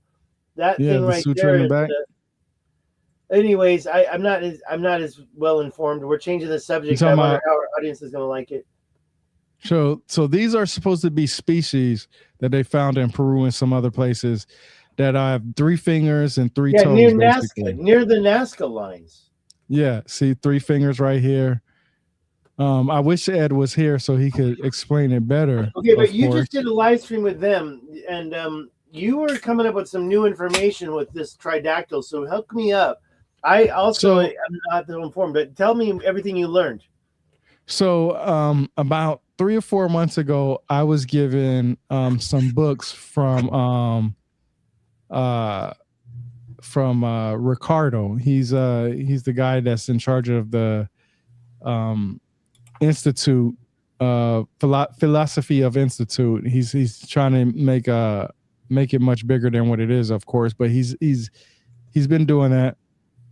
And what's so interesting is that he sent me a whole bunch of books from this individual named Dolores Cannon. Now, Dolores Cannon was an individual she was a female who went everywhere around the world. She traveled around the world and she did hypnosis on people who were supposedly abducted by aliens. And I'm reading this book right now called Alien Abductions that she did, right? And in the descriptions, which I've shared plenty of times on X already, and I'll pull them up in a second when I get a few minutes to do it, while you're talking, of course. She talks about how some of these alien abductors who took humans had 3 fingers and 3 toes. Some of them had 3 fingers and what some people would consider 2 thumbs, a thumb on top of another thumb. So I'm not sure how that would actually look like. I could probably ask ChatGPT to recreate a picture of that. On the other side of the spectrum, the giants of Nephilim, and what I saw on my lunch breaks video from today, re-enter of the Nephilim, they had 6 fingers. This is interesting. big difference there, isn't it? 3 fingers from 6 fingers is a big ass difference. Yeah. So, what's interesting is that with these tridactyls, a lot of people will say that they're fake. That's what a lot of people are saying. And I don't like how people will be going at Ed and Fat Jesus about how they don't know what they're talking about, because one of my favorite things to do is to ask is what does the DNA say? And they have DNA analysis of all these individuals, or the ones that they have of the ones that they have. SEF network. SEFN network. SEFN network says because they are fake. Sounds like we're already getting trolled over this. Well, people say that, but they have DNA on these individuals. Okay. And they have like, I went like, here, let's go back to here. Let's go back to the scan. They have scans. You see what I'm saying? So they literally have scans that you could see. Okay. I already showed Let me be honest with you. Those scans that you've shown, and I saw some of them already, but keep showing them. But look, these are scans right here, they bro. Don't look like that one. The one that got, and by the way, Ed has been using the one that I'm talking about as a logo. It looked like paper mache when it first came out, and nobody believed it. But now with all these scans, we're realizing there's more than just those stylized body images. Yes, but look at this. Does that look like a paper mache to you? That looks like a real skull with the sutures in the back, and we got to compare that. That doesn't look like an elongated skull, but it also doesn't look like I don't want to call it paper mache. The ones that were presented from Peru that everybody laughed at because they thought they looked like paper mache.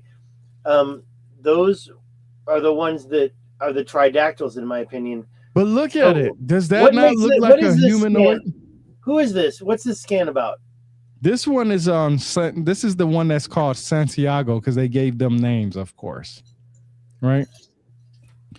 And maybe the outside could be some kind of preservative of some sort to keep the, these, whatever this they are. This is definitely not the paper mache. I've seen these, and I know it's made me feel like there was. You're talking about like these, like it looks like no, this. There's that specific one, and you might find it if you look through them. There's a specific one that I just like, and it's the one that I'm holding when I met Ed in Scottsdale. Go to my Twitter and you'll find me and him meeting each other, and I'm holding the tridactyl. Like this website, tridactyls.org, literally gives you all they're missing now at this point, right now. So this is what, let me just say this. When I saw the face on Mars in the 70s, and I was barely 10, maybe a little older, then they scanned it with a new scan and they gave us pure bullshit. And then the news agencies were laughing at us saying it's just a pile of rocks. But then they went back and showed the real scans. I feel like I've been duped the same way with the tridactyls. I'll check into all this more because what you're showing me here is a lot deeper than the paper mache stuff. Yeah, because nobody knows about the website. Nobody knows where to get the actual sources from.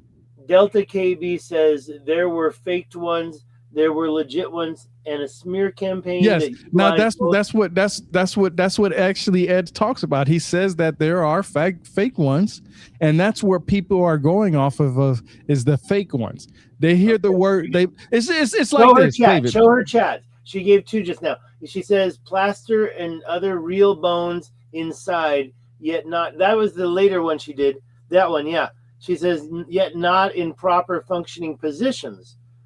And then she says, but yes, there are definitely legit ones, just as most things, right? And I agree with that. So I'm going to double down on this. I'm going to check it out. But I have a lot on my plate. I got a lot on my plate. It's interesting because it's like when you're going through trying to cross-reference and get information, you're going to run into fake artifacts. People, when they're looking for something to be fake, that's what they're going to go off. Oh, they found one fake one, so they're all fake. Instead of saying, oh, they found one fake one out of 5. Well, what about the other 4 then? Talk about the other 4. You're focused on the one that's fake, but they're not focused on the 4 that are not. to me, that's asinine. And I say that because of the simple fact that you are looking for something to be fake. You found something that's fake. Now you're saying everything is fake behind it. Look, I went through 9/11, and when I asked questions, I got attacked.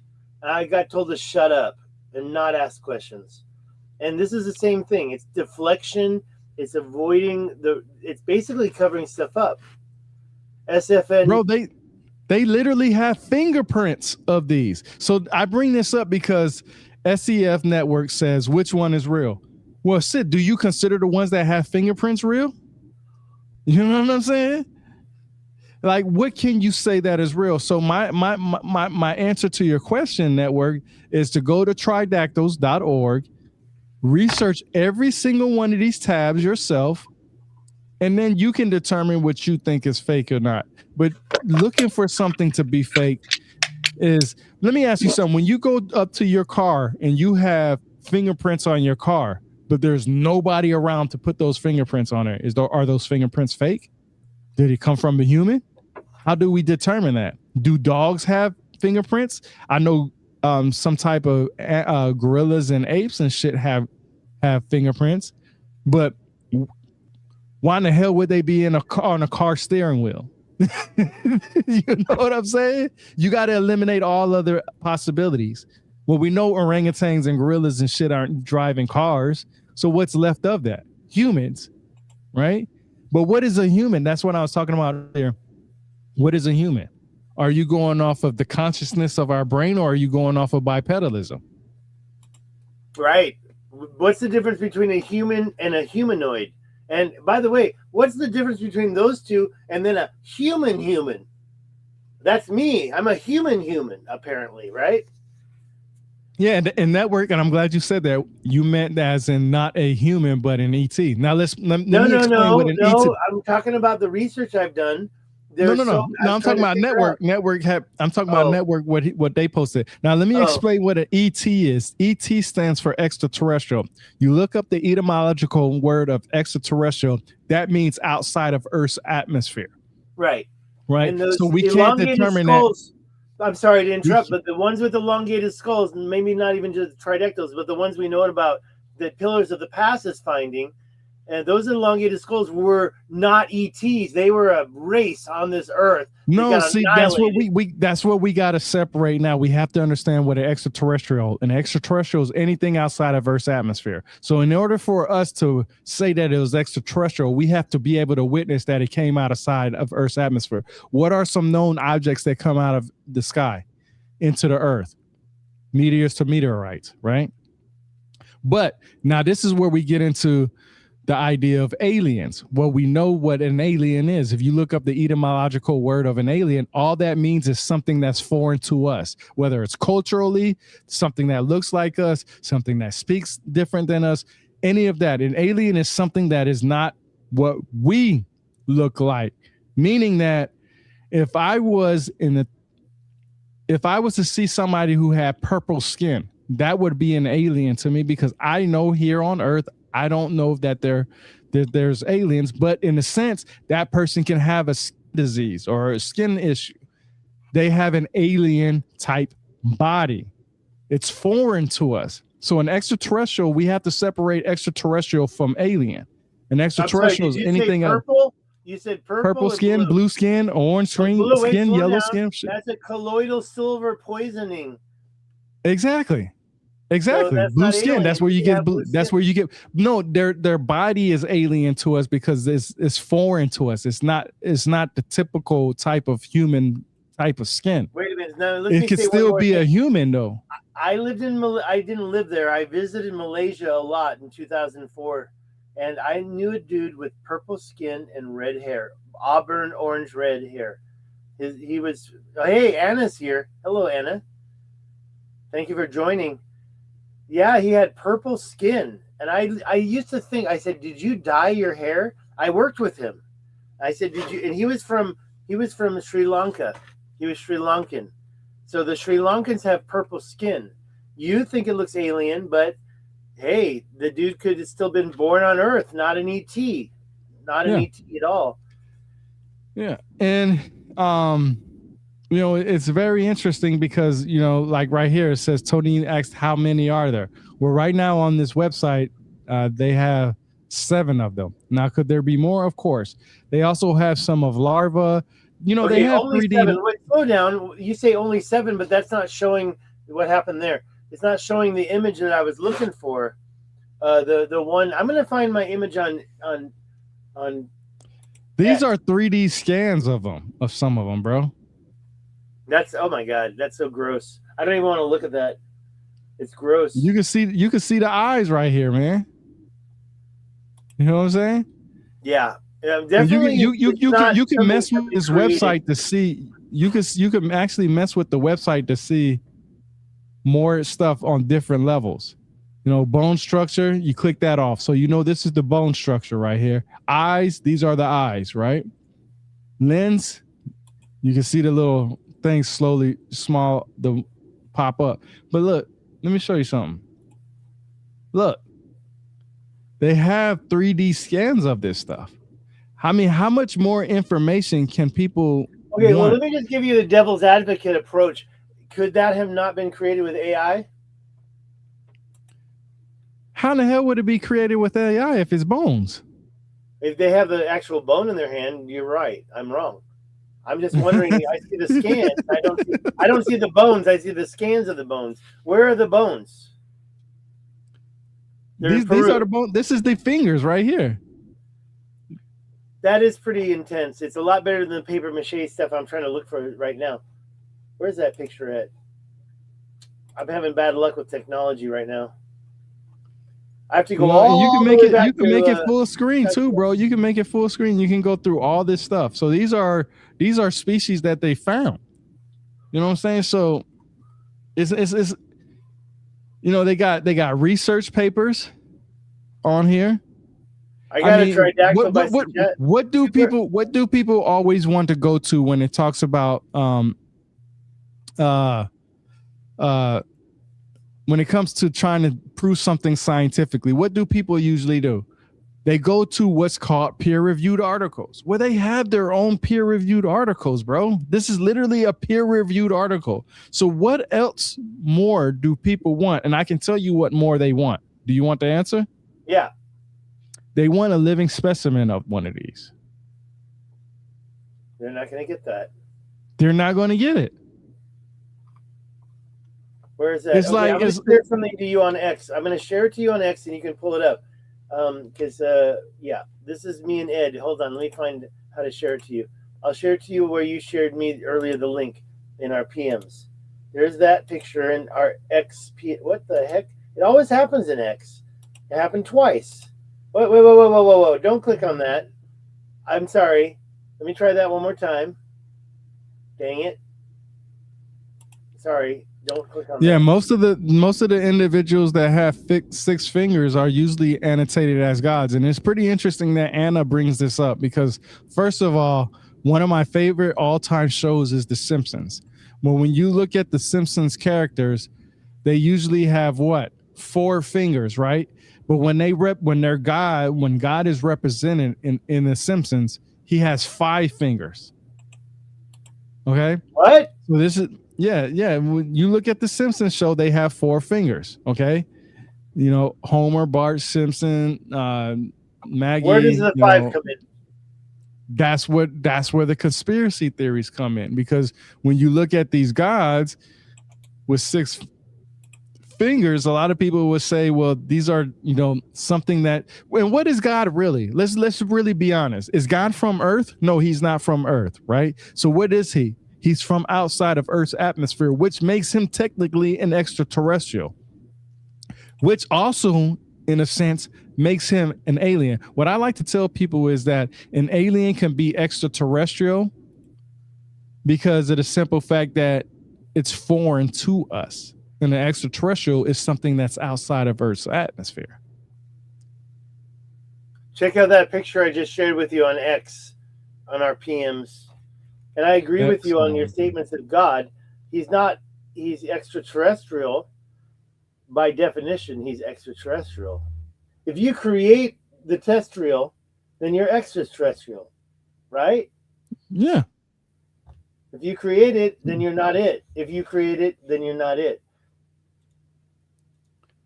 You know, God is as much earth as he is on as not being on earth. And that's because of the simple fact, because a lot of people will say that Jesus is basically an incarnation of God. Welcome, Shermanator. I been following you a long time on X and everywhere around. He says, best mummies ever. There it is. What's that in my hand? Zoom in on my hand if you can. Or maybe download the picture on your desktop. And there you go. Now, where's that in those 7 scans you showed us? I'm not seeing that. And I have to look for it. That's the one. And here is Ed right next to me. What's he got in his hand?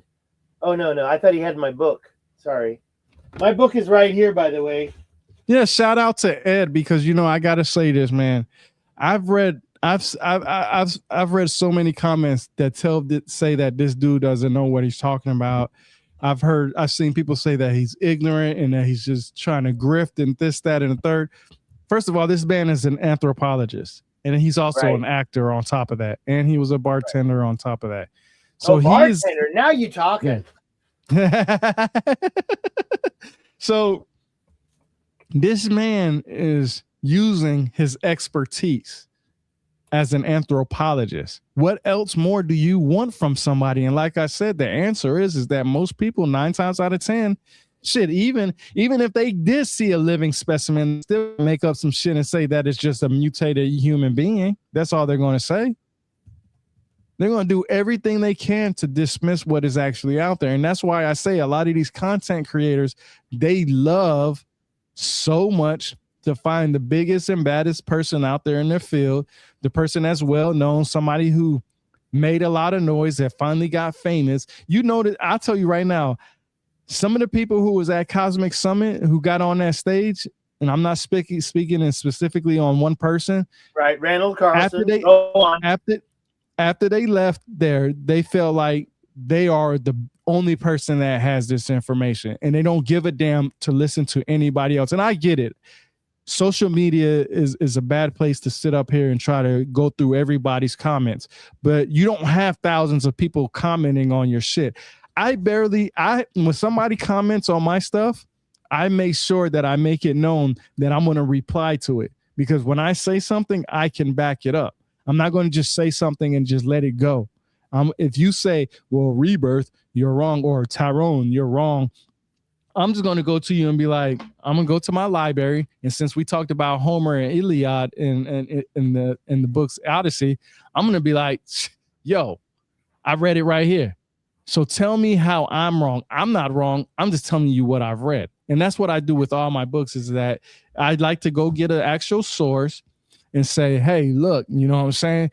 This is what I've read. This is what I understand. That's why when people talk about Tridactyls, I'm going to go to the tridactyls.org website and just be like, yo, tell me about the damn DNA.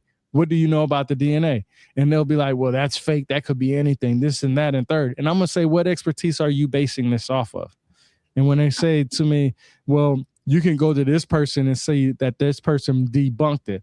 How the hell do you debunk something when you didn't get the DNA test yourself? You know what I'm saying? So to me, people like talking shit. And to me, that I hate when people talk shit and can't back it up, because I love it when somebody comes at me, because all I'm going to do is just say, hey, look, man, this is what I read. This is what I know. This is what I researched. You want to talk about Tridactyls? I'm going to take you to the tridactyls.org website. I'm going to show you the scans. I'm going to show you the DNA. I'm going to show you the peer-reviewed articles. And that's going to be the end of it. And if you want to argue with me after that, I'm going to go back and argue with you. And the reason why is because I match energy. I like to match energy. You want to tell me that I'm stupid? I'm going to tell you that you're stupid, but I'm going to tell you why you're stupid on top of that. I'm going to tell you why you're ignorant, asinine, or whatever words that you want to call me. I'm going to tell you why you're this, because I'm telling you that from what I understand, what I've read, this is what the information that is brought forth. Other than that, me and you can go back and forth all day, but you're not going to shut me up. And that's what a lot of people are hoping for, is for somebody to shut somebody up. No, I'm going to have the last word. And usually when I have the last word is because they usually block me. You have no idea Right. how many times Right. I get blocked on X because I bring facts to the table. Let a me lot of just times, back that up. You got a lot of people trolling you on a daily basis, man. You showed me your double down troll experience. That was bizarre and crazy, and I feel so heartbroken when you tell me about that one that you told me about. And then we get to my side where I always take on the trolls, because if I'm wrong, then I deserve to be trolled, right? If I'm wrong. But guess what? No, you should. No. See, no, you don't deserve to be Well, trolled. let's You not deserve say to you be don't deserve to be educated. beat. Sure, okay, You- fine. But unfortunately, in this day and age, the education happens in a troll format. And Yeah, I've yeah, experienced true. some times when I've been wrong. But That's who true. got the 99.99? Who Oh got the yeah, 99.99? You got to show that you. off. No, I didn't get that. I didn't get. No, I don't know. Anna, you didn't give that to me, did you? Anna, you just, that is double down and cray cray. Anna, I love you. What's going on? You got an over audience, here? man. You got an audience, bro. But see that. Look, I said this Thank so you, many Anna. times. I've said this so many times, and I even said it to you, Stig. I said I like when people prove me wrong. The reason why is because once you prove me wrong, I won't go back and say the same stupid shit that I said prior to that. True. I am going to go ahead and take what you say, do my due diligence, read what you said, do my research, compare what I know to what you said, do my comparative studies, and then I'm going to go and say, okay, you know what? Fuck it. I fucked up. I was wrong. And then when somebody brings up that same subject later on, I will say, look, well, this person taught me this. They gave me more information. This is the information that I had before.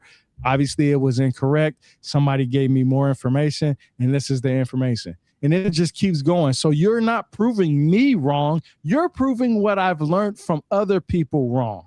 And that's what people don't understand is that I don't care to be right or wrong. I'd rather you prove me wrong all the time because it will help with my memory. That's what I want. I want you to prove me wrong because it helps with my memory.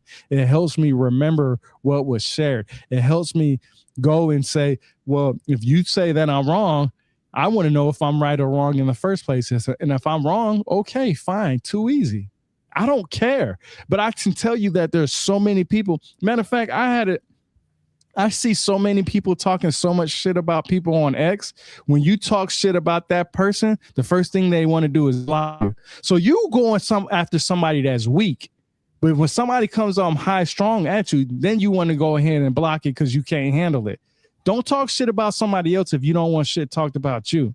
You know what I'm saying? And that's what that weak men mentality of today is that these men today, when they go into these fields and they sit here and talk shit about other people, they don't like the shit being talked about them. They want to, and it's because they don't like to look stupid. You look stupid already blocking.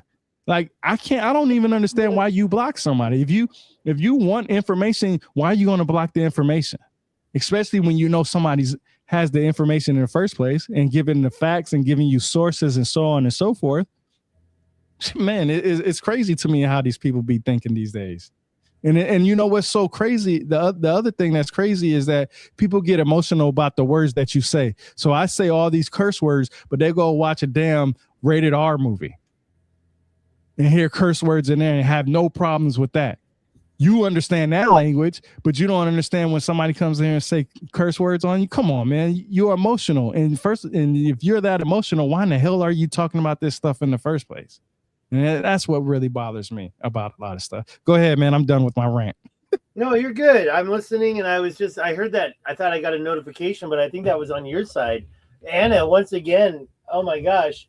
I am so grateful, I think, unless that didn't come to me, but I'm ready to marry you. Let's get it going. No, I'm just kidding, Anna. Thank you so much. And it's all about the knowledge. And I definitely, that LA thing, I'm so curious. My friend went there, and I'm wondering how that show's going. It's just, look, the Tridactyl thing is this. We have elongated skulls. People think that it was due to skull binding as a cargo cult. Well, that's just it. What is the cargo cult all about? The cargo cultists mean there was a cult. There was a culture of people with elongated skulls. So that cargo cult decided to bind their skulls about. They're like, I want my head to be a cone head as well. I was a big fan of Ziggy the Pinhead when I was a kid, the comic.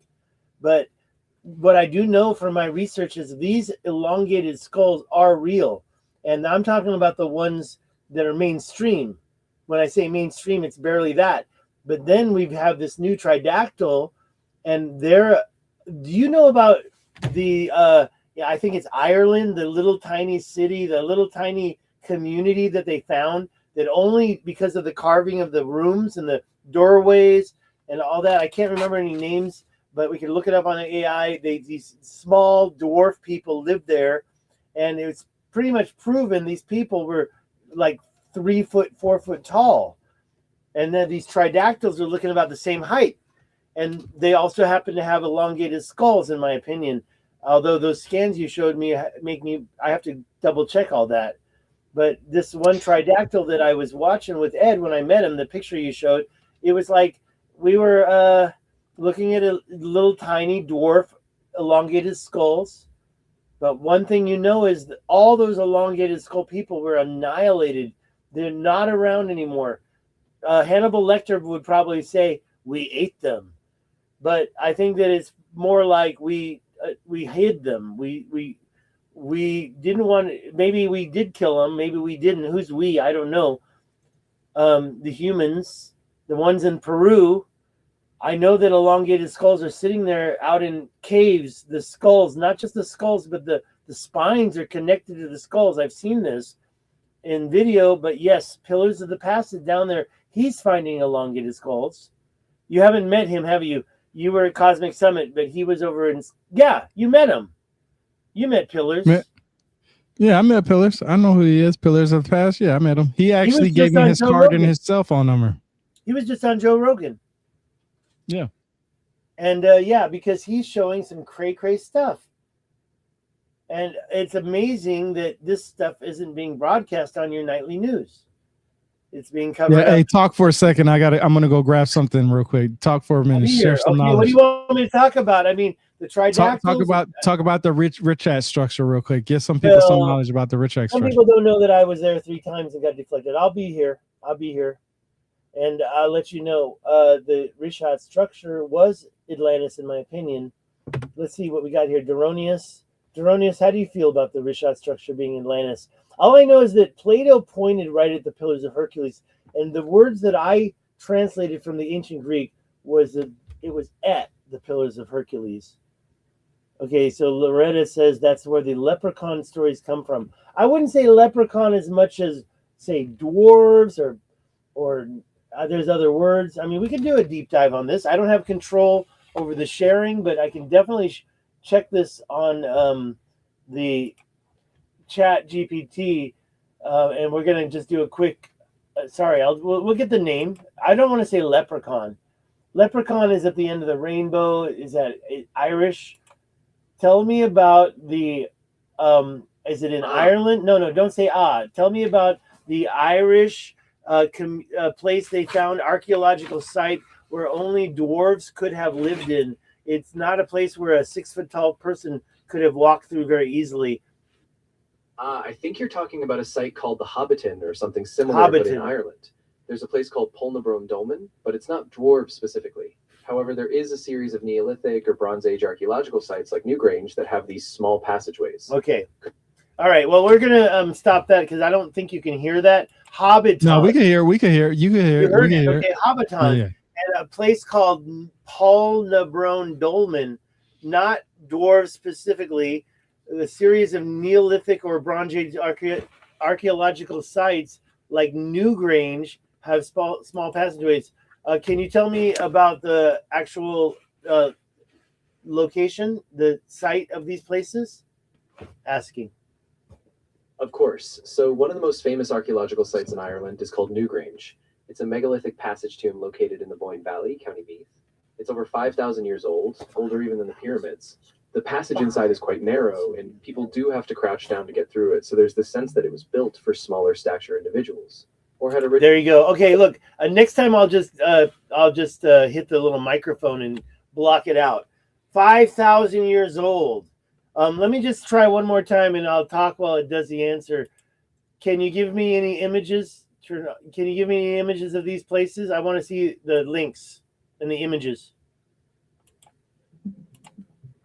All right, now I silence the microphone so I can talk while it's searching for these images. Let's see what it comes up with. No, it's amazing. I found some stunning images of Newgrange, the ancient passage tomb in Ireland's Boyne Valley. You can see the large circular mound, the decorated entrance stone. Oh my God, that thing's gigantic! Design, and the narrow. See, that's the thing. That's not really a place I would say dwarves went to. If you'd like more details or help planning a visit, I can assist. All right, I'm just gonna stop it. I think that the problem was he grabbed one thing, and I was more focused on the little people that he started to talk about. Newgrange is a big, huge circle that I don't think that you have to be short to walk in there. How are you? So I want to bring this up. In Africa they call them pygmy people. Okay, these are individuals who are short people, anywhere from 3 to 4 feet tall, 4, maybe 5 feet tall. They're really short individuals, and they're called pygmies. Ta, if I'm not mistaken, if that's who it was depicted as a pygmy individual also. This is the thing that I like to talk about when it comes to, I guess the right term nowadays is called little people. So you can't use the other words because, people get offended and whatnot.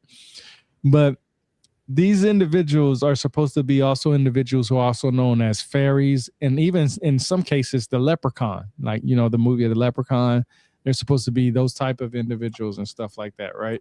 So I never watched the movie. Help me out there, because man, Leprechaun in the Hood, you ain't ever watched that shit? In the Hood is the name. I remember Leprechaun. No. There's a lot of leprechauns, right? There's a lot of movies of the leprechaun. And there's one that specifically I think is called Leprechaun in the Hood. Ice-T is actually in the movie. Really? Bro, you miss it out, man. I used to watch a lot of movies. You know what I'm saying? I always avoided the horror movies. No, you remember the one with what's her name? Jennifer Aniston, I think it was. The first one was made with her. If I'm not mistaken, the one from Friends, I think it was. Is it Jennifer Aniston? Oh, check this out. YouTube rejected my comment. This usually means they think it's spam. Try changing it a bit. What I wrote exactly was Holnebron Dolmen. Okay, why would it reject that? Poula, and now it rejected my other one just now, which was Newgrange, the ancient passage tomb. Am I even still on here? They're rejecting everything. YouTube is rejecting it. I think YouTube must have, maybe my stream stopped on YouTube or something. Yeah, it was Jennifer Aniston. It was that Jennifer Aniston. Shout out to Loretta Enigma. Her daughter is 5 foot, and she calls her the queen of the little people. So your daughter is known as the queen of the little people. I'm still here, right? I'm still on my YouTube. I don't know why it's rejecting my comments. Whatever. Let me try it over here. Let's see if it works over here. Okay, I got Newgrange over here on my thing. But whatever. Yeah, I don't care anymore.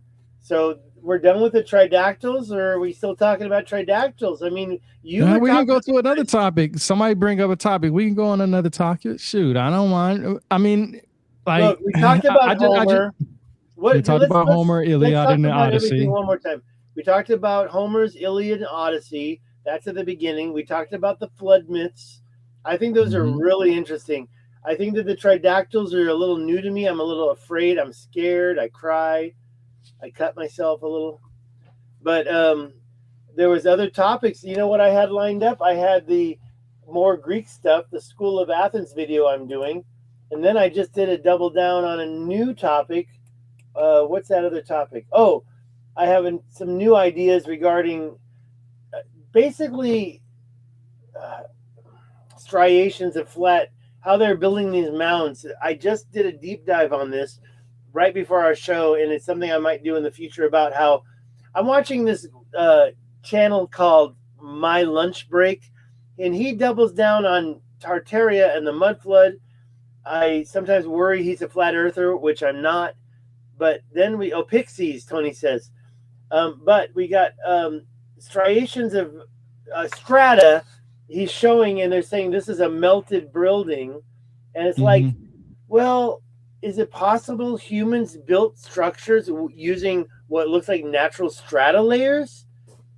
So the pyramid is layers of stone, big, huge stone. But could it be possible that other mountains were built by maybe humans, maybe other people, maybe aliens, where they actually literally did it layer by layer, and then now it's melted away and it looks like a mound of strata? So that's one thing I'm doing. It's possible. Like I said, man, there's so much information out there, and it's hard to get a lot of information because people are only looking for the people who are, I guess, basically famous. But how does that person usually get famous? Well, they make a lot of noise where a lot of people agree with them, and then they get thrown on the stage. And that's pretty much it. Loretta says, just wait until that movie is Mandela. I'll be honest with you. I don't think people would start taking you serious until you get on Joe Rogan, because for some odd reason, Joe Rogan seems to be the setting stone for anybody that needs to be famous. So once you get on Joe Rogan, you're going to be famous, but are you successful in what you do? 9 times out of 10, the people that get on Joe Rogan aren't successful. They just get a platform to share their shit. And not for nothing, let's think about this for a second. A lot of people who actually been on there in the last year weren't even really known out there. They got known because they were on the Joe Rogan show. And that's really it. It's like once you get on a Joe Rogan show, you're in the in crowd. Because think about how many people out there that have podcast episodes. How many people out there got streaming shows or something like that? Twitch, Kick, Facebook, Twitter. You know what I'm saying? There's hundreds and thousands of people that do what we do. How do you decide who is the right and who is the wrong? Right? Well, and that's why I say personally, for the Rich Act structure, you are the man. So if anybody wants to talk about the Rich Act structure being Atlantis, you should be on the top of the list on talking about it. Because there's only so many people. What I've talked about, show what I've found. That's the thing that bugs me the most is I found so much, and I feel like I'm going to be dead before anybody notices. Somebody's going to call you one day. Somebody's going to call you one day, and they're going to be like, "Yo, we want you on the show." But it's only going to happen when you make a lot of noise. That's the problem. I'll give you a good example. Not to talk about D. Duncan Dan, but D. Duncan Dan talks so much shit about Flint and that he got on the Joe Rogan show because of Flint. Without him saying what he needs to thank Flint really for getting on the Joe Rogan show because of the simple fact that he literally talks. Flint made him famous because of the simple fact of their going back and forth. So pay your dues. I was the other way around. I thought that Joe Rogan made Flint famous and Graham Hancock made Flint famous, and so that's exactly what happened. Joe Rogan made Flint up, and you're coming with me. I need the next. Joe Rogan. You're right. Joe Rogan made Flint famous with the whole Joe Rogan and Graham Hancock thing, and then since then, D. Duncan had Graham Hancock's back so much, and he made a lot of noise and talked a lot of shit about him. I mean, shit, man, they went so fucking hard that they literally made a fucking mask out of him at Cosmic Summit, bro. I got mine. They talk so much shit about this dude to the point where your whole fame came off of one person. If your fame comes off of somebody else, then you need to pay dues and say, look, man, thank you for making me famous. No different than Wesley Huff when he went after Billy Carson. I followed Wesley Huff for almost 2 years before he even went on when he countered Billy Carson's claim. So Wesley Huff owes credits to Billy Carson. But guess what? Billy Carson also owes his respects to Wesley Huff because he got on a show after that fact. So these dudes are not paying their respects to each other. They're so busy attacking each other that they got to the point where they got famous. I mean, you can Like, still find that come on, bro. going Let's be real. Let's be real. Let's be fucking real. You had a convention. George Howard had a convention and thought it was funny to put this man's face on there, but you didn't invite him and have him on your stage with him. That's Right. bullshit. That is fucking bullshit. And that's when I talk about that weak men mentality. You literally, when we was in the club, everybody was handing these shits out and wearing them and making fun of Flint. Where was Flint at? Because it couldn't have been me. You invited me to that shit. That whole club would have turned out. I'd have turned that whole damn club out. Straight up. Because you're not going to disrespect me like that. You're not Right. going to sit up here and have my face plastered and talking shit about me and not that. That's that weak man mentality type shit. So that's why I say these dudes are so they do things to get a reputation off of somebody else. Their fame comes off of talking shit about somebody else. Right. Because and then they build a whole fucking group together to talk shit about one person. Can't be me. Would never be me. You talk some shit about me and you're gonna have some words face to face. Deronius says drama gets clicks. Tony, It is true. Well, you're telling It's me true. I gotta have a coherent presentation. You're right. ADHD. Shermanator says that they caught Flint's lie, and Dan did his research, caught Flint's lie. Before Mhm. that, Dan did his research, caught Flint's lie, and basically, I think Shermanator is kind of right about that. I didn't really get into it so much where I could analyze his so-called lie. I remember. No, he did. He did catch him in some incorrect information. But Flint lied. Dan But I even can't said remember. some incorrect information too. But did Flint go hard on him like that? Did anybody go hard on him like that? It's that you can't act like you a big man and then when another big man steps up to you, you cower away and start blocking. Like, come on, man. You can't do that shit. They go after the weakest link and that's it. Can't be me, bro. Can't be me. Would never be me. Could not. I'll roll up on the spot. Be like, talk that shit to my face. Say it to my face like a man. Look me in my eye and say that shit to my face. Well, that's the And then exact definition of today's internet. You can say that shit without saying it to your face. That's why say it with your troll. chest. I That's got what I'm trolled, saying. Man, I got trolled all the time. I get trolled all the time. And usually it's focused on my ADHD, where I sound like I'm babbling. I sound like I'm screeching autistically. And it's like, you know what? Let's focus on the argument. That's called an ad hominem attack. And if you want to come to my channel, and I told this guy came to my channel today, or was it yesterday? And he said, "You're babbling." And I went to his channel. I think I showed you that, right?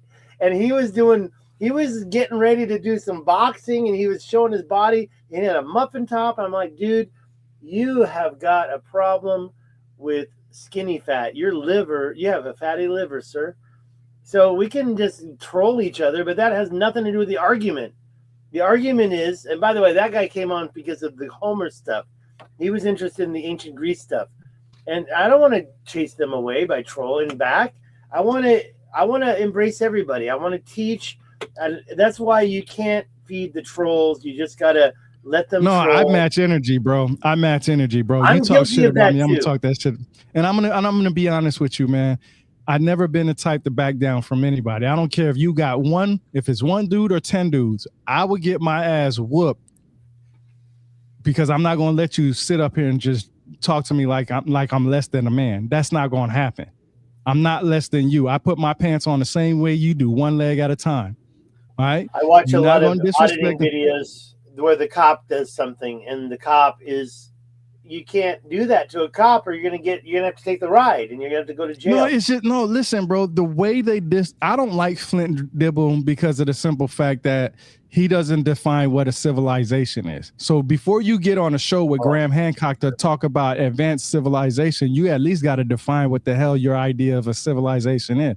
17 minutes into the show, he literally says that on that Joe Rogan show with Graham Hancock that he doesn't use the word and he almost never, ever defines it. So what the hell are we going to argue about an advanced civilization if you're not going to define it? At least define it first so that way I can see what you understand as a civilization. I can go off of that and make my arguments off of it. If you tell me that you believe that a civilization started because of a writing system, then I'm going to use that information and use counter arguments based off of that. Because when you say the Sumerians, and I say it all the time, the Sumerians are considered the first civilization because of their writing system. That's what they say academically. But I can also counter that because we have pictographic scripts from around the world that go before the Sumerian civilization. So now where were we at? Now, when you talk about advanced civilization, I'm just going to hit you with this. Well, you say what my question is, and I've asked you personally, and I challenged you on this. Why is Atlantis considered a civilization, and what advanced technology that they had to be considered a civilization? And you gave me your answer. I've asked Michael Donnellan that. I always ask people that. Advanced just means that something that's greater than what we have right now. Our internet I don't even today agree is with that. I don't even agree with that. Advanced means better than what Rome had, better than what Greece had. Yeah, so that we have to understand our level of understanding of what an advanced civilization is, or advanced to us. Now, I'll put it like this: throwing rocks to kill an animal is a type of technology. A bow and arrow to kill an animal is considered advanced technology because you don't have to throw that rock anymore. You can pull the string back and hit it. That's considered advanced civilization. Or advanced technology. Then when you go to the crossbow, that's much more advanced than the bow and arrow. Then when you go to weapons like pistols and rifles and shit like that, that's more advanced technology than the crossbow and the bow and arrow. So me personally, 100%. And I'm glad that Darian said this. He said, what about boats? Well, let's look at it. I have a kayak right in my backyard. I also have a 17-foot bass boat with a motor on the side of my house. Which one is the most advanced type of boat? Well, we're going to go to the one that has the motor, right? It's much more advanced than that kayak that I have, because with that kayak, I have to use a paddle to move it. But on my 17-foot bass boat, all I got to use is either the trolling motor or the motor in the back to get around. That's much more advanced. So when people start throwing out these words like advanced this and this, that, and the third, my question is, what do you define as advanced? And the way I would define it is the motor is better because it will get you there faster. Yes, that's my point. So it's to me, I don't care about the type of technology, but the fact that it's a faster technology, more advanced. And exactly. I agree. Loretta Enigma said right here, anyone who takes an argumentation course, which I have taken, learns that the first thing you have to do is define your terms so everyone is on the same field. I've said that so many times on every single video that I've had. I say that so many times. In order to sit up here and have an argument about anything, we have to define what our understandings is so we can be on the same level field. Then once we get on that same level field, our arguments will determine which one is the most accurate based off of what we define. If you're telling me that Atlantis, forget that. If the Sumerians are the first civilization because of their writing system, why is that writing system so advanced? Well, because they took cuneiform tablets, they baked them, and they have their writing system on there. Okay, that's advanced. Rather than taking a piece of crayon or some type of tree bark or something like that and sketching that shit onto a stone. That's not advanced. That's primitive. But advanced means that you're taking clay, mud, or whatever, you're molding it, you're putting some type of symbols on there, then you take that clay and you put it into some fire and you heat it up, and it heats it up, and now you have that. Papyrus is advanced. That's how we got paper today.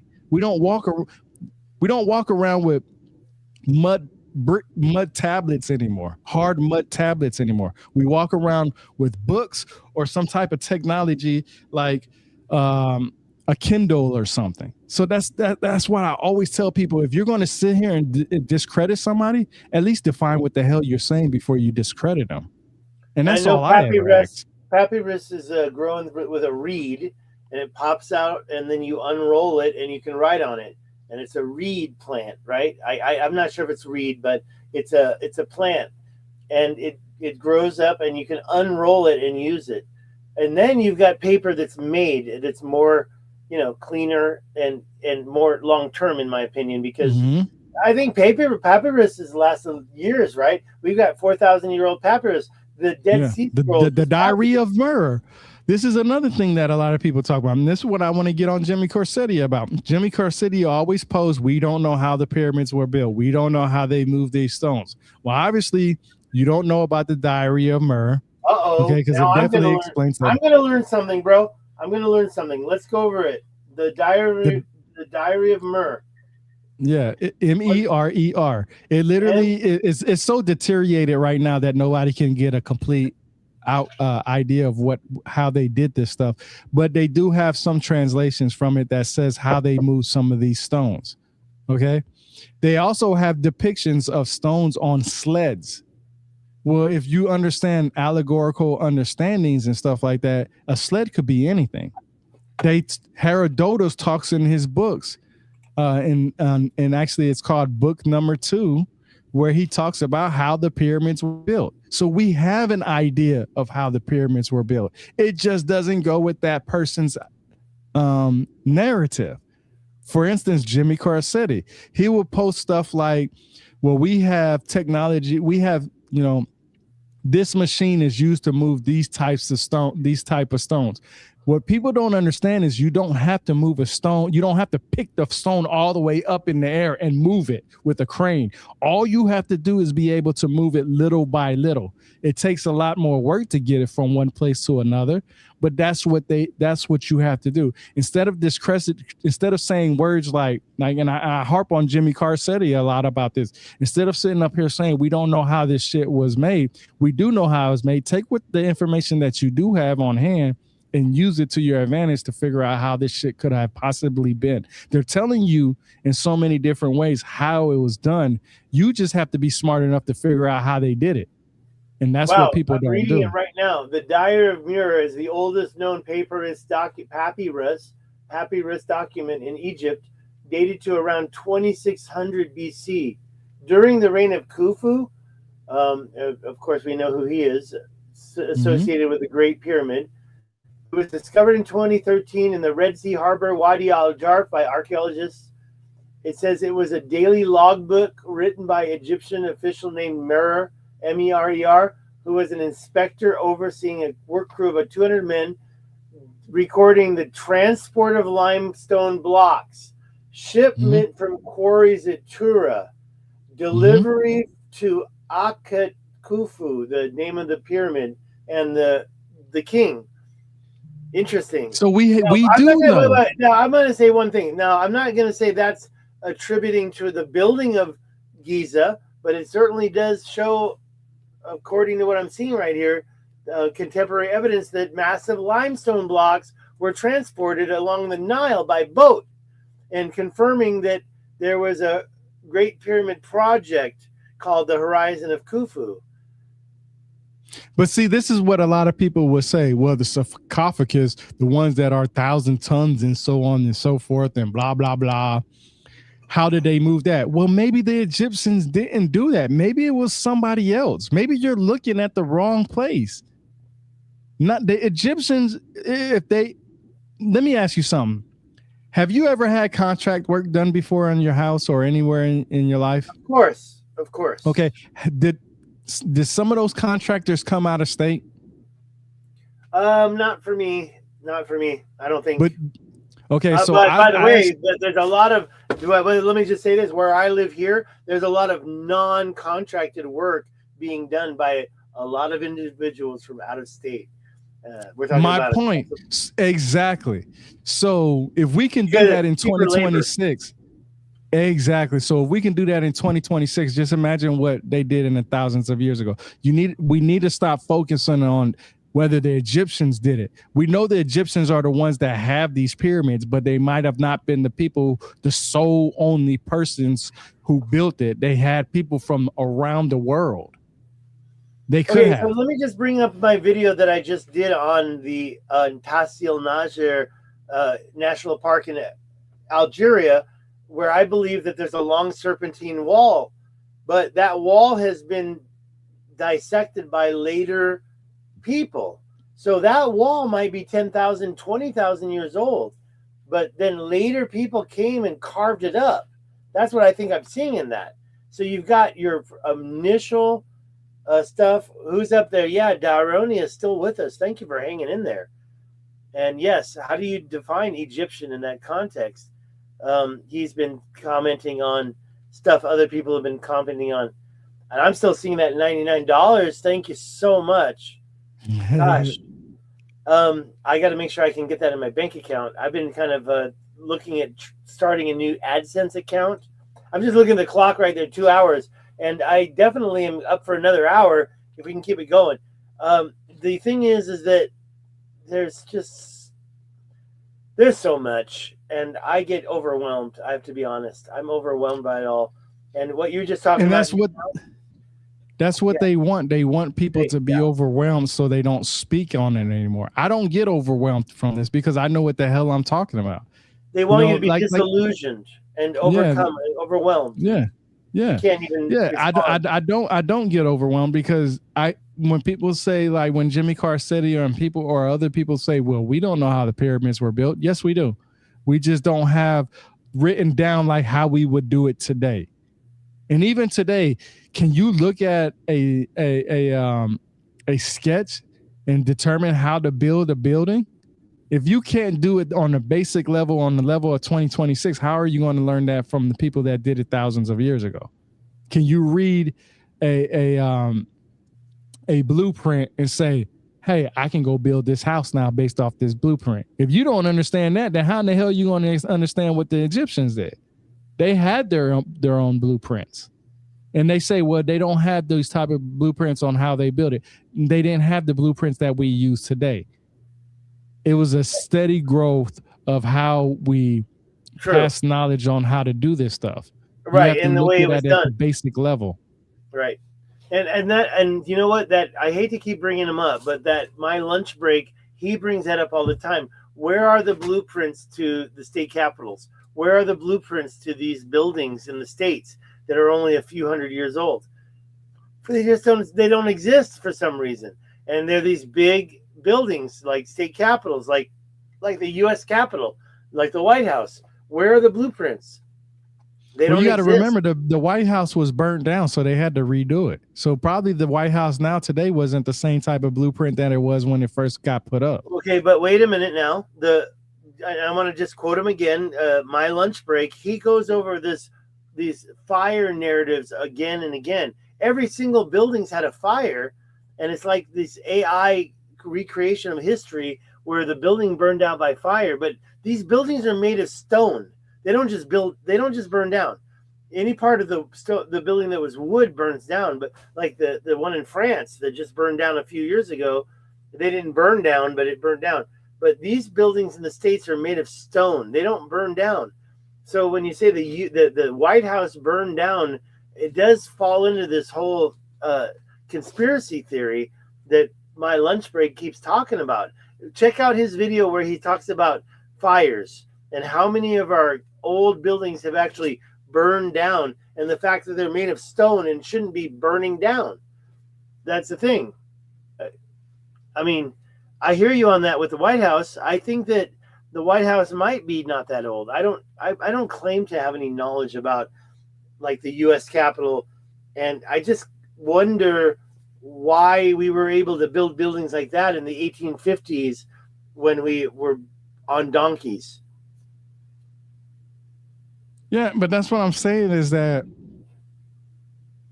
That's what Jeroni has said. Every U.S. city has had a crazy fire. And the fire in Chicago, started by the cow, actually had something called conflagration, where across the lake, the big lake, not the small lake, the big of the Great Lakes, whatever lake that is, right there by Chicago, it also had a fire across the lake. So there was something bigger going on that day, not some cow in a barn. Yeah, this is the thing though. We can get a blueprint, but is that the actual true blueprint? That too. Right? Because you know what I'm saying? Are they just giving us something just to that say, hey, we want to build this up, and then it could be. And that's the thing. This guy, my lunch break, and I keep bringing him up. He's been doing some videos recently where he has been contacting these organizations asking them for the blueprints, saying, okay, you guys are a state capital or this building or that. Not, I don't want to say state capitals because he's usually dealing with other buildings and museums. And they're like, and even in England, he's been doing stuff and he's been talking about giants.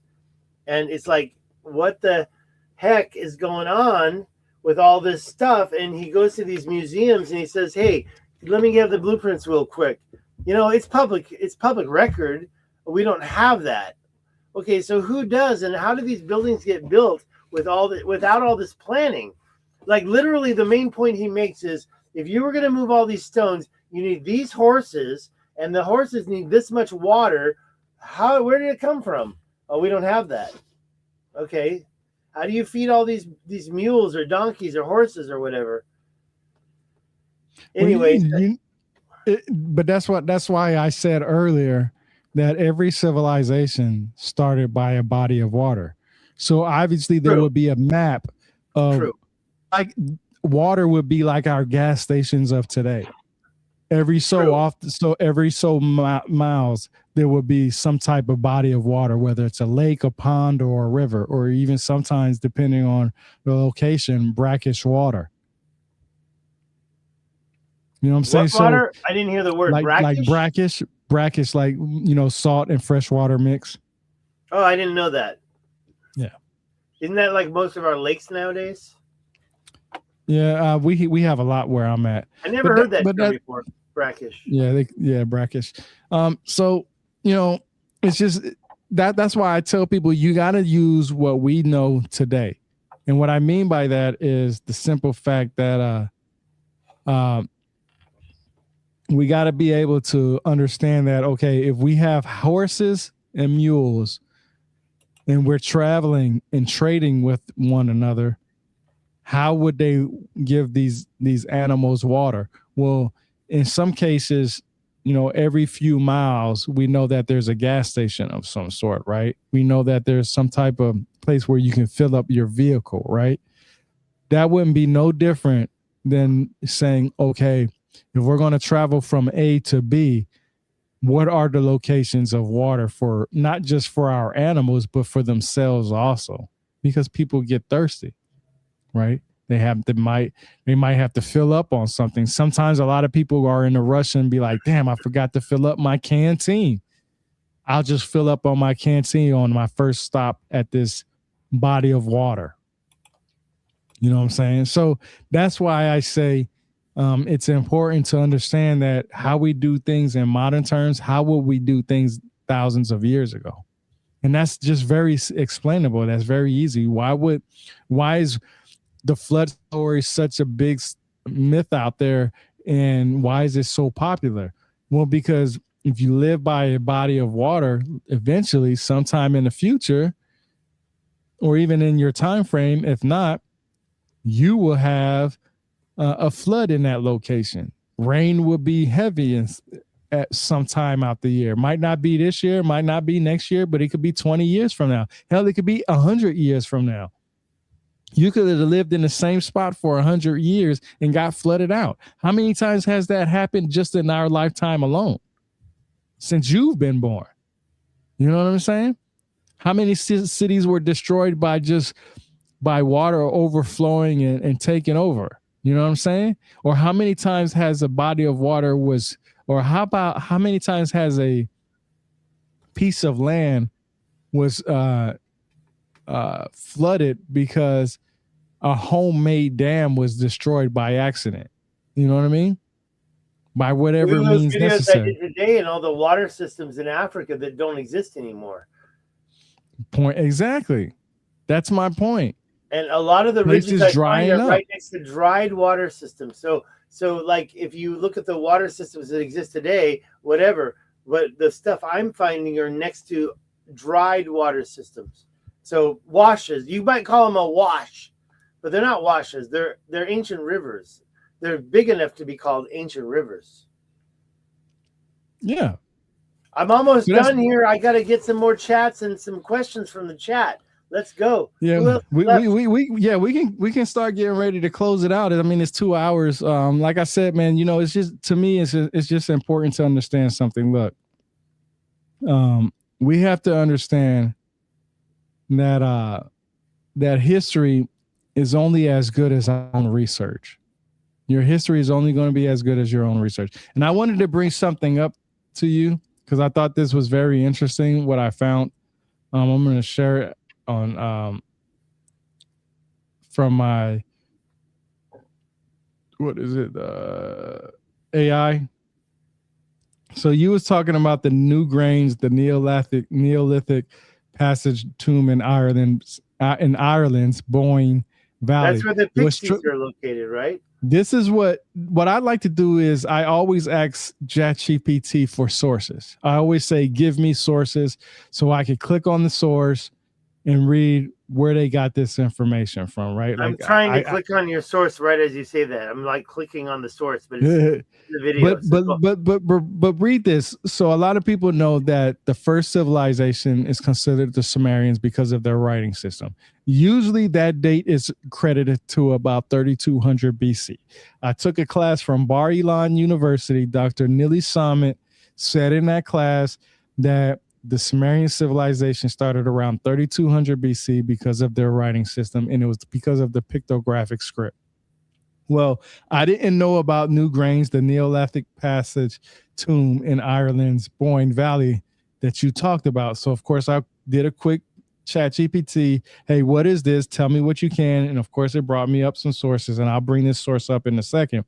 But what struck my curiosity about this is that it says Heritage Ireland, OPW, Bruna Boyne. I guess I said that correctly. I chopped it up probably. Bone. Okay, bone. If it's not bone, it's bone. Okay. Bone. It says best dates for this is 3200 BC, what the site is and how access and tours were. So this location was around the same time as the Sumerian civilization. Okay, let me click on this source real quick. Let me click this out and let me bring his share screen back up. This is actually the website that you'll come to. Okay. And they have a gallery. And this area right here is considered to be around that's that 30, same thing, right? Yeah, go on. This is around 3200 BC. So this is the same time frame as the Sumerian civilization in Mesopotamia. What that proves is that it's as old as writing. So the writing, which is barely anything really, and then this building. But look at this. Look at this. Is that there? That's there. That's there. Look at the rocks that's behind it. Right. What does that remind you of? You know, I'm looking at the rocks that are in front of it. Who put those rocks there? And these right here? It wasn't modern day, because modern day wouldn't have known those petroglyphs on it, or whatever you call that.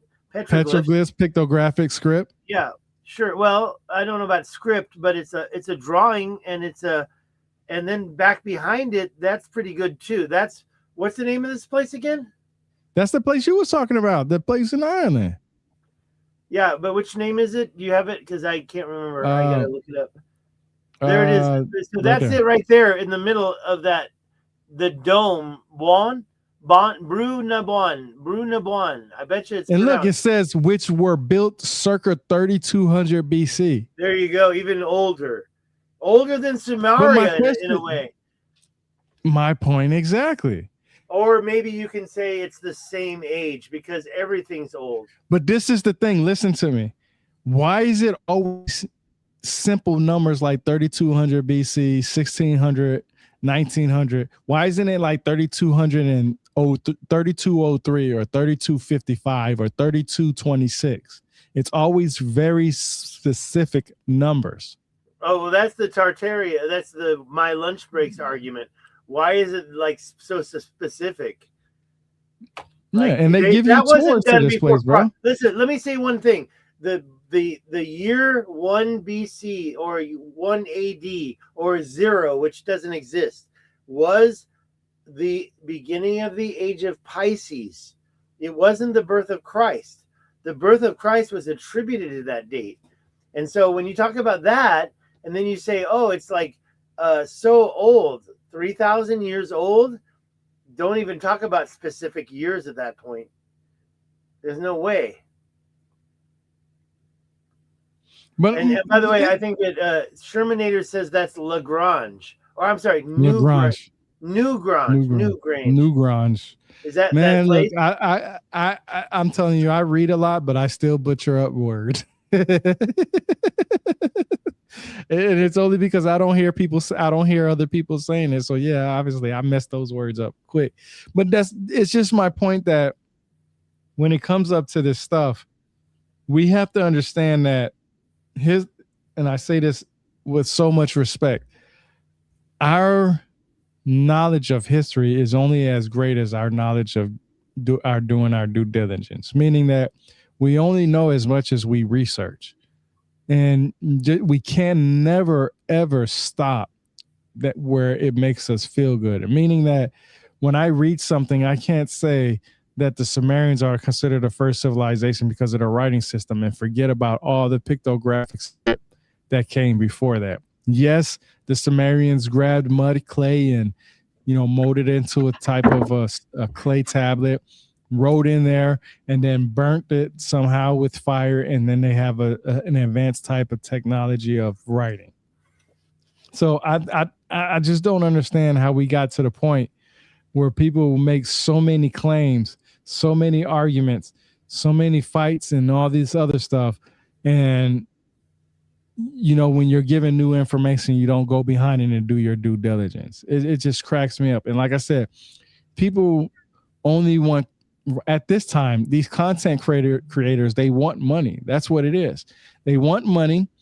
They think they're going to get rich off this shit, and you're not going to get rich off of it.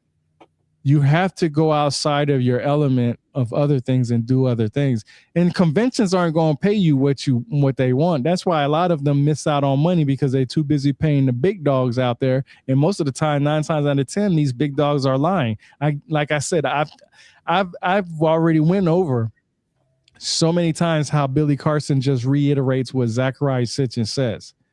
Zecharia Sitchin said information in 1976, and a lot of his stuff is not accurate at all. Until you can, and I've heard Billy Carson say out of his mouth that he can read the cuneiform tablets. And I have never seen him grab a cuneiform tablet online and read it to the crowd like how on my series, what I've learned from reading this book. I've never, ever seen him do that. And he won't do it. That's why when he had that discussion with Wesley Huff, he got his ass up and he walked out, and then he tried to sue him and try to tell the dude that did the podcast, don't publish that. It's all over the internet. Then he went home and made a 2-hour video about how people were.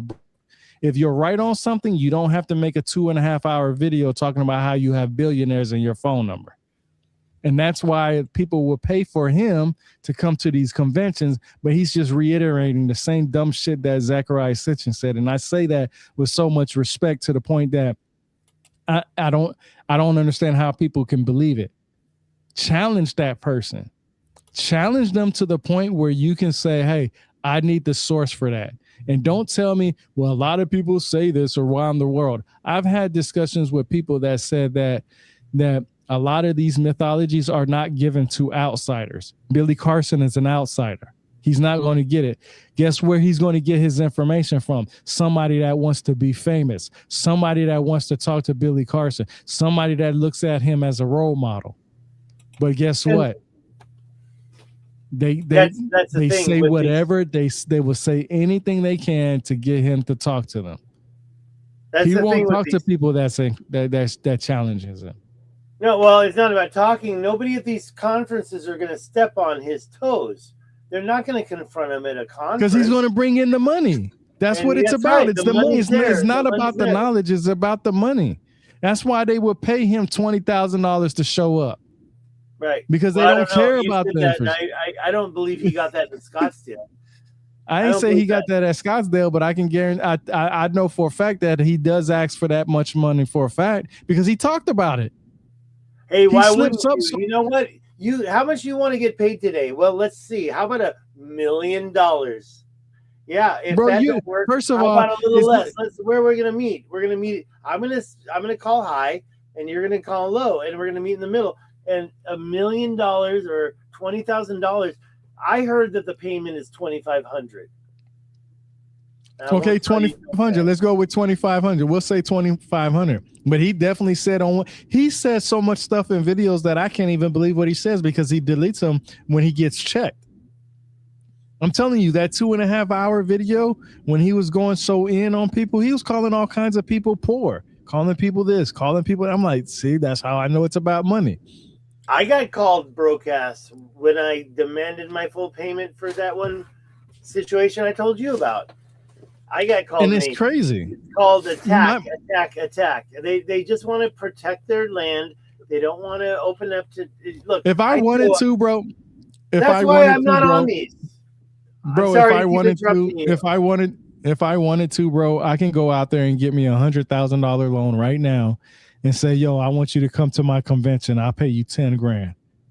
That motherfucker would swallow their pride so fucking fast that it'll be like, yeah, let me, I'll take that. You know, grand. Billy Carson to show up. You know he would. In a heartbeat, bro. That's what I'm saying is that these people, they take out these loans and they take out all this stuff just to get the big dogs. Why don't you go to the small content creators, the ones that actually show that they do their due diligence? I know so many people that I would name right now, but because they blocked me and don't like me, I wouldn't even recommend them. But I can tell you, I know them personally that I've met that I say, yo, this person deserves this. This person deserves to share their information. Deronius is saying that Michael's going to join us. What's going on there, Deronius? Come on now. Is Michael joining us? Because we're ready to cut this off. What's going on, Deronius?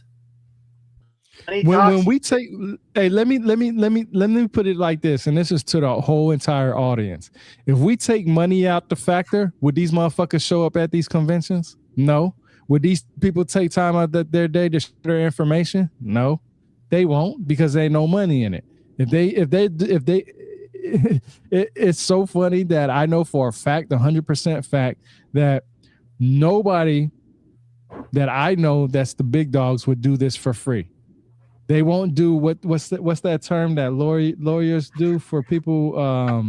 Pro bono. Pro bono. They won't do it pro bono because ain't no money involved in it.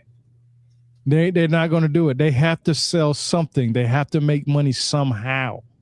And I get it. Make your money. I get it. There's nothing wrong with making your money. But we're almost done here, so last chance. But in reality, we have StreamYard, we have Riverside, we have, all these different type of streaming devices. You don't always have to go to a convention to share information. Just get online and share it since you got it.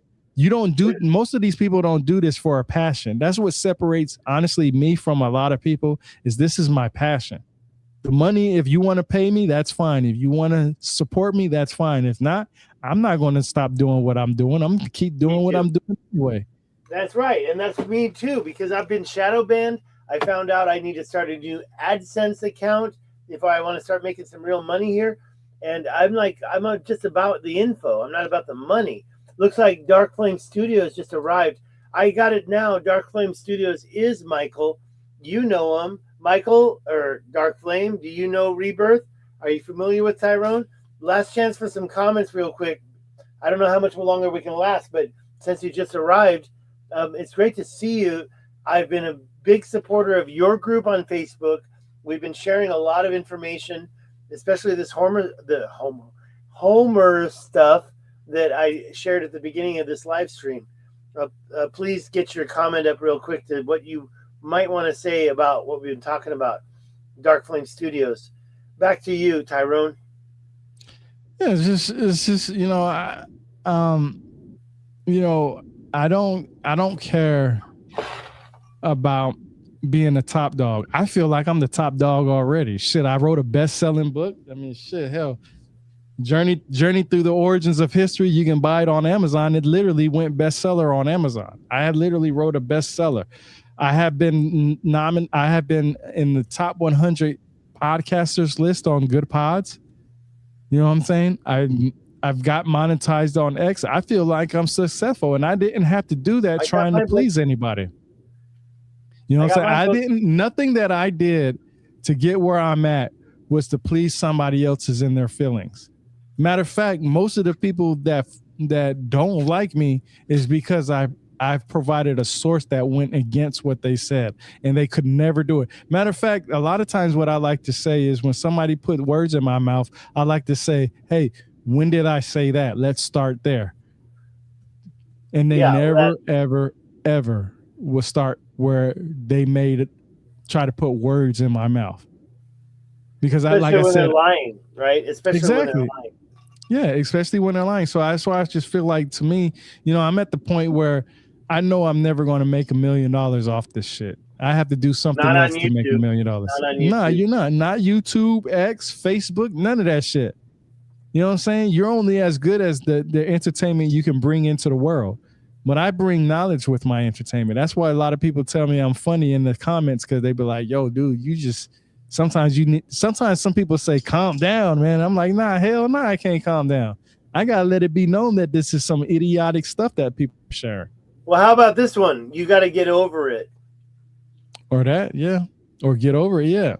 I've been told that before. Why do I need to get over something that I have a passion for? You know what I'm saying? Why do I have to get over something? If somebody is sharing something, matter of fact, I like it when people block me, because it lets me know that they couldn't handle the information that I gave them. You know what I'm saying? Like I said, people. Robert Seffer blocked me. Robert Seffer blocked me. That dude is so racist. It's so crazy, man. I don't know what the hell is wrong with that dude. I don't know. And you know what's so funny is his followers will believe everything that this dude says without any type. He blocked me because I told him about SLC 2485. What's that? And oh man, you're gonna make me get into it. So it's basically, don't get into it, just say it. It's basically, so Dr. Keith Chang, I did a podcast with him. He's a geneticist. Him and his team found out how we went from dark brown skin to your skin color, basically, the white skin. No, I've heard that plan. I watch his stuff. I listen. Yeah. I actually gave him a super chat once because I really respected his work. And then I commented something on X, and it had to do with Jimmy Corsetti. And then suddenly I got blocked. So yeah, I actually had a podcast discussion with Dr. Keith Chang. He was actually one of the first 3 or 4 people that I had a podcast discussion. And the only reason why I wanted to have a podcast discussion with him, because I grew up with a black father and a white mother. And I just wanted to know about the history of the black and white skin. And I got my answer from him. So, and I included the information on my book. And I also have a peer-reviewed article. I myself have a peer-reviewed article. So, you know what I'm saying? Which one was that? Tell us. Shit, I don't even know the title of it anymore. I forgot the title of it. If you've forgotten your period, yeah, that's how intense it is. And I agree. I have forgotten more stuff than I have presented. There's so much stuff I've forgotten, and I'm learning so much new stuff. I mean, why would I care about Homer? Honestly, why would I care? Well, because it's in the movies. People talk about it. Yes, but also because I want to know about history, and I want to know. That's it. Where was he coming from? And I found out he's a blind bard. What's a blind bard? And that's why I say for a lot of stuff that I do is that I just wanted to know. If I'm going to, I watched a lot of movies and television shows to understand that most scary movies have some type of mythology in there. Sometime, whether it comes from the Bible, whether it comes from Sumerians, whether it comes from the Stargate. I'm actually watching Stargate 1 right now. And the amount of shit that I know from my historical side, you can find in Stargate. And yes, it's science fiction, but they talk a lot about, the Mesopotamians, the Egyptians, the Asgard from the Norse mythology and all this other stuff. You can hear all kinds of this historical stuff watching television shows. So why wouldn't I pick up a book that actually talks about it? You know what I'm saying? Or want to research about it. The TV shows are deflecting you, even though they include the information. They use a version of deflecting. I have to disagree with you on that, because the best way to get somebody interested in something is by making that entertaining. And it's up to that person to be like, hey, they're talking about the Egyptians in Stargate. Man, what books can I read about the you're Egyptians? Gonna make me go watch that. I remember that movie, but it's been a long time. No, not the movie, the show. I'm watching the show now. I watched the movie, but I'm talking about the actual show. I'm watching the show. Okay, so that might be a little seasons. more updated and more down to. No, that came out after the movie, bro. Right, I understand. Yeah. I'm just saying that it might have a little bit more creative writing. Let's put it that way. I mean, it's still science fiction, isn't it? Or do you think anything in there is real? Well, the myths that they talk about are real. Now, as far as traveling through, galaxies and all that stuff, because you can go through some Stargate, there are individuals that bring that up in some type of mythology, but is it real? We don't know. Nobody will fucking know. You know what I'm saying? And sometimes you got to think about it. This stuff are, I want to point out that, think of it like says the symbols in Stargate are real. Yeah, because they actually show some hieroglyphics. They show some cuneiform in there. I think in the last 3 episodes that I watched, they were heavily on the cuneiform tablets themselves. So you have to take the good with the bad. That's all you have to do. And then like when I was saying, if you want to know about the Egyptian mythology, I think there are 3 books or 3 sources that everybody should read: the pyramid text, the coffin text, and the Book of the Dead. That's all you really need to read to understand it. Now, if you want to understand other people's perspective and all this other stuff, then yeah, you can read other books on it.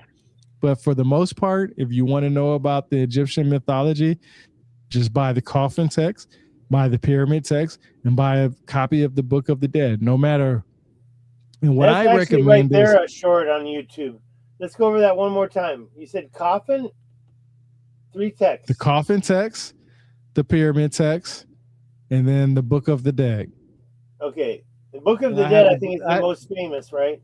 Well, they call it the Egyptian Book of the Dead. Some people call it the Book of the Dead. I have my copy over there, the Egyptian Book of the Dead, right over there. It's a big ass book. Hold on, I'll go grab it for you now. Grab it real quick. I want to see. But Tony, while you're grabbing it, Tony says that Atlantis is the pyramid text. Tony says Atlantis is the pyramid text. Let's talk about that. Myths are layers of reality. Of course, Dyronius Subdeviant says. Show that up. Hold that up. This is my version right here. It's a big ass book. The Egyptian Book of the Dead. Okay. Oh, I was talking about the pyramid. You can see. You see all those tabs that I have in there. It means that's what I do to my books. Cracked. That means it's never been cracked. You never read it. I know what that means. Okay. Yeah, you know me better. By the way, I told you already. My mom does the same. I got books that look the same exact. I'm gonna grab a book that shows that. Keep talking. I'm gonna show you. Hold on, I'm about to bring something up. Hold on, let me bring something up real quick. And what's so good about this version that I have right here is it actually shows you, and I actually already did a video on this. It's on my YouTube channel on my playlist, what I've learned from reading this book. But it shows you exactly all the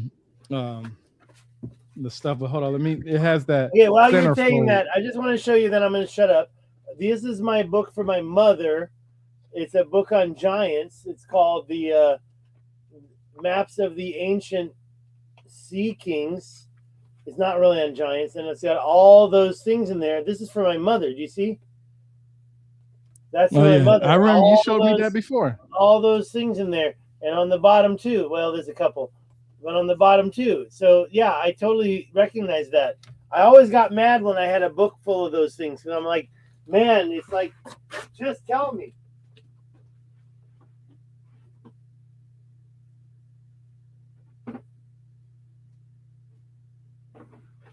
It got a little thing where you can open it up and see all the writing and all the other stuff in there. So, and it's on in every single page. in here. That looks like a good book right there. I'd like to have that Everything, one. because it gives you everything. Make your So make your screen the biggest. Get me out of there. Yeah, let me Make it the do it. Let biggest. me do it. And then hold that up again. It looked good. So every page. Hold that up to the camera. Oh yeah, that's what's that right there? The Book of the Dead? Yep, the Egyptian Book of the Dead. Is that a mural on the wall though? It's not just a written down papyrus. That's on the wall. And then on the back it tells you what every plate or what did they call it? Oh man, shit, I can't even remember the word. I have to look for it. Basically, each chapter. So look, this is what it does. Map key to the papyrus of Anna.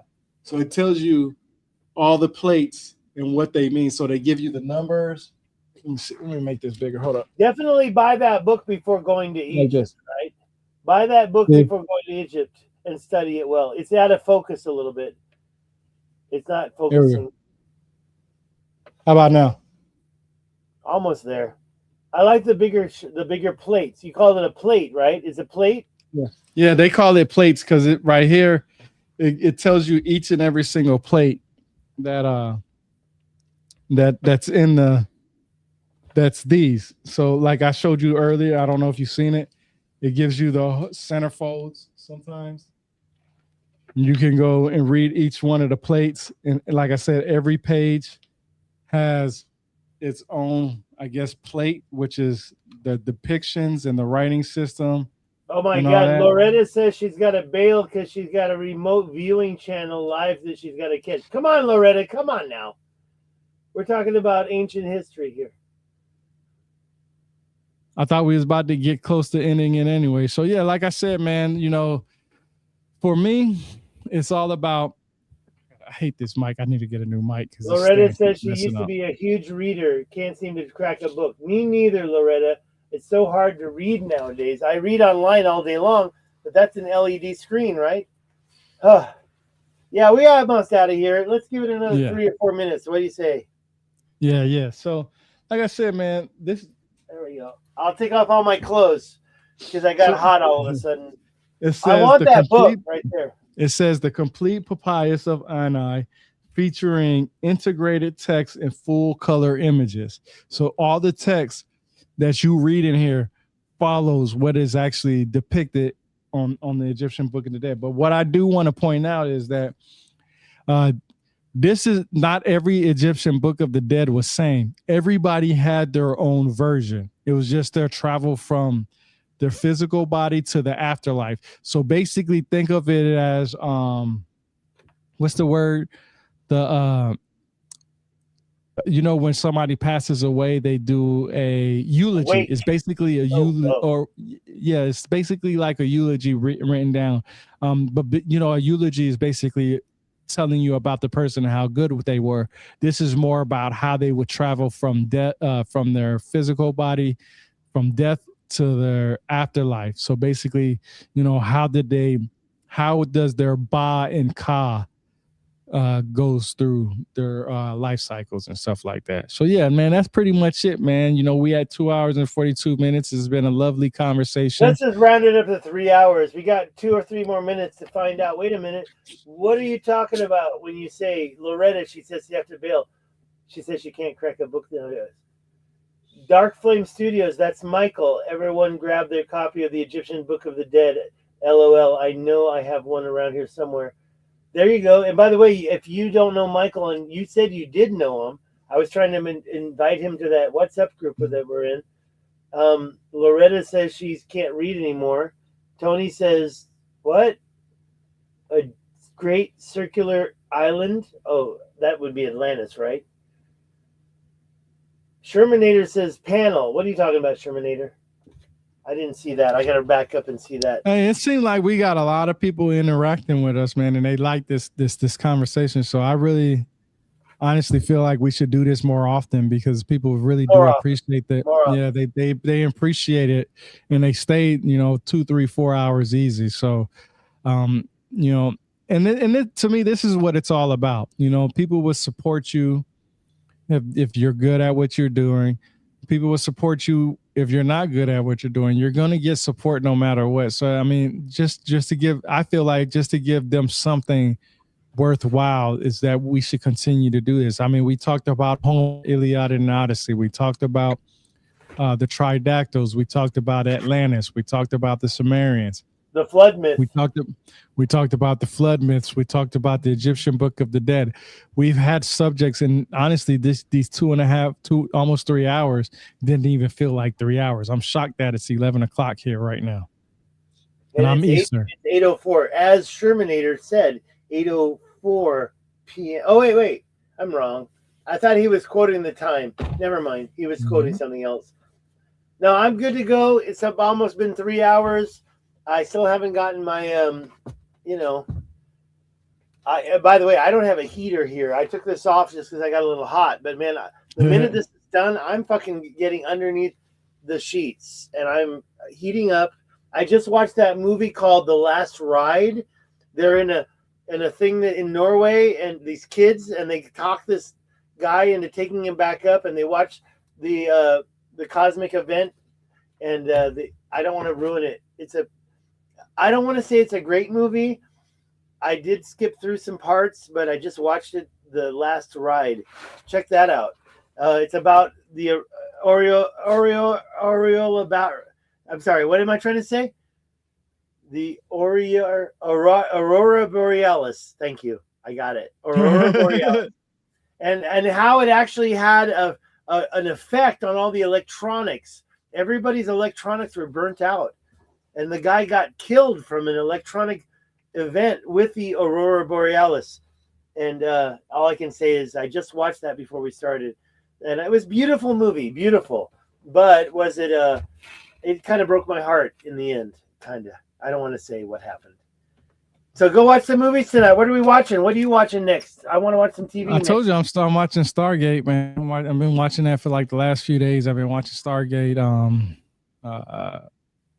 Started just like about maybe a week ago now. I'm going to go watch it now, matter of fact. Brand new stuff? Brand new movies? Brand new shows? Nah, man. I was actually thinking about going to watch the old school 101 Dalmatians, man.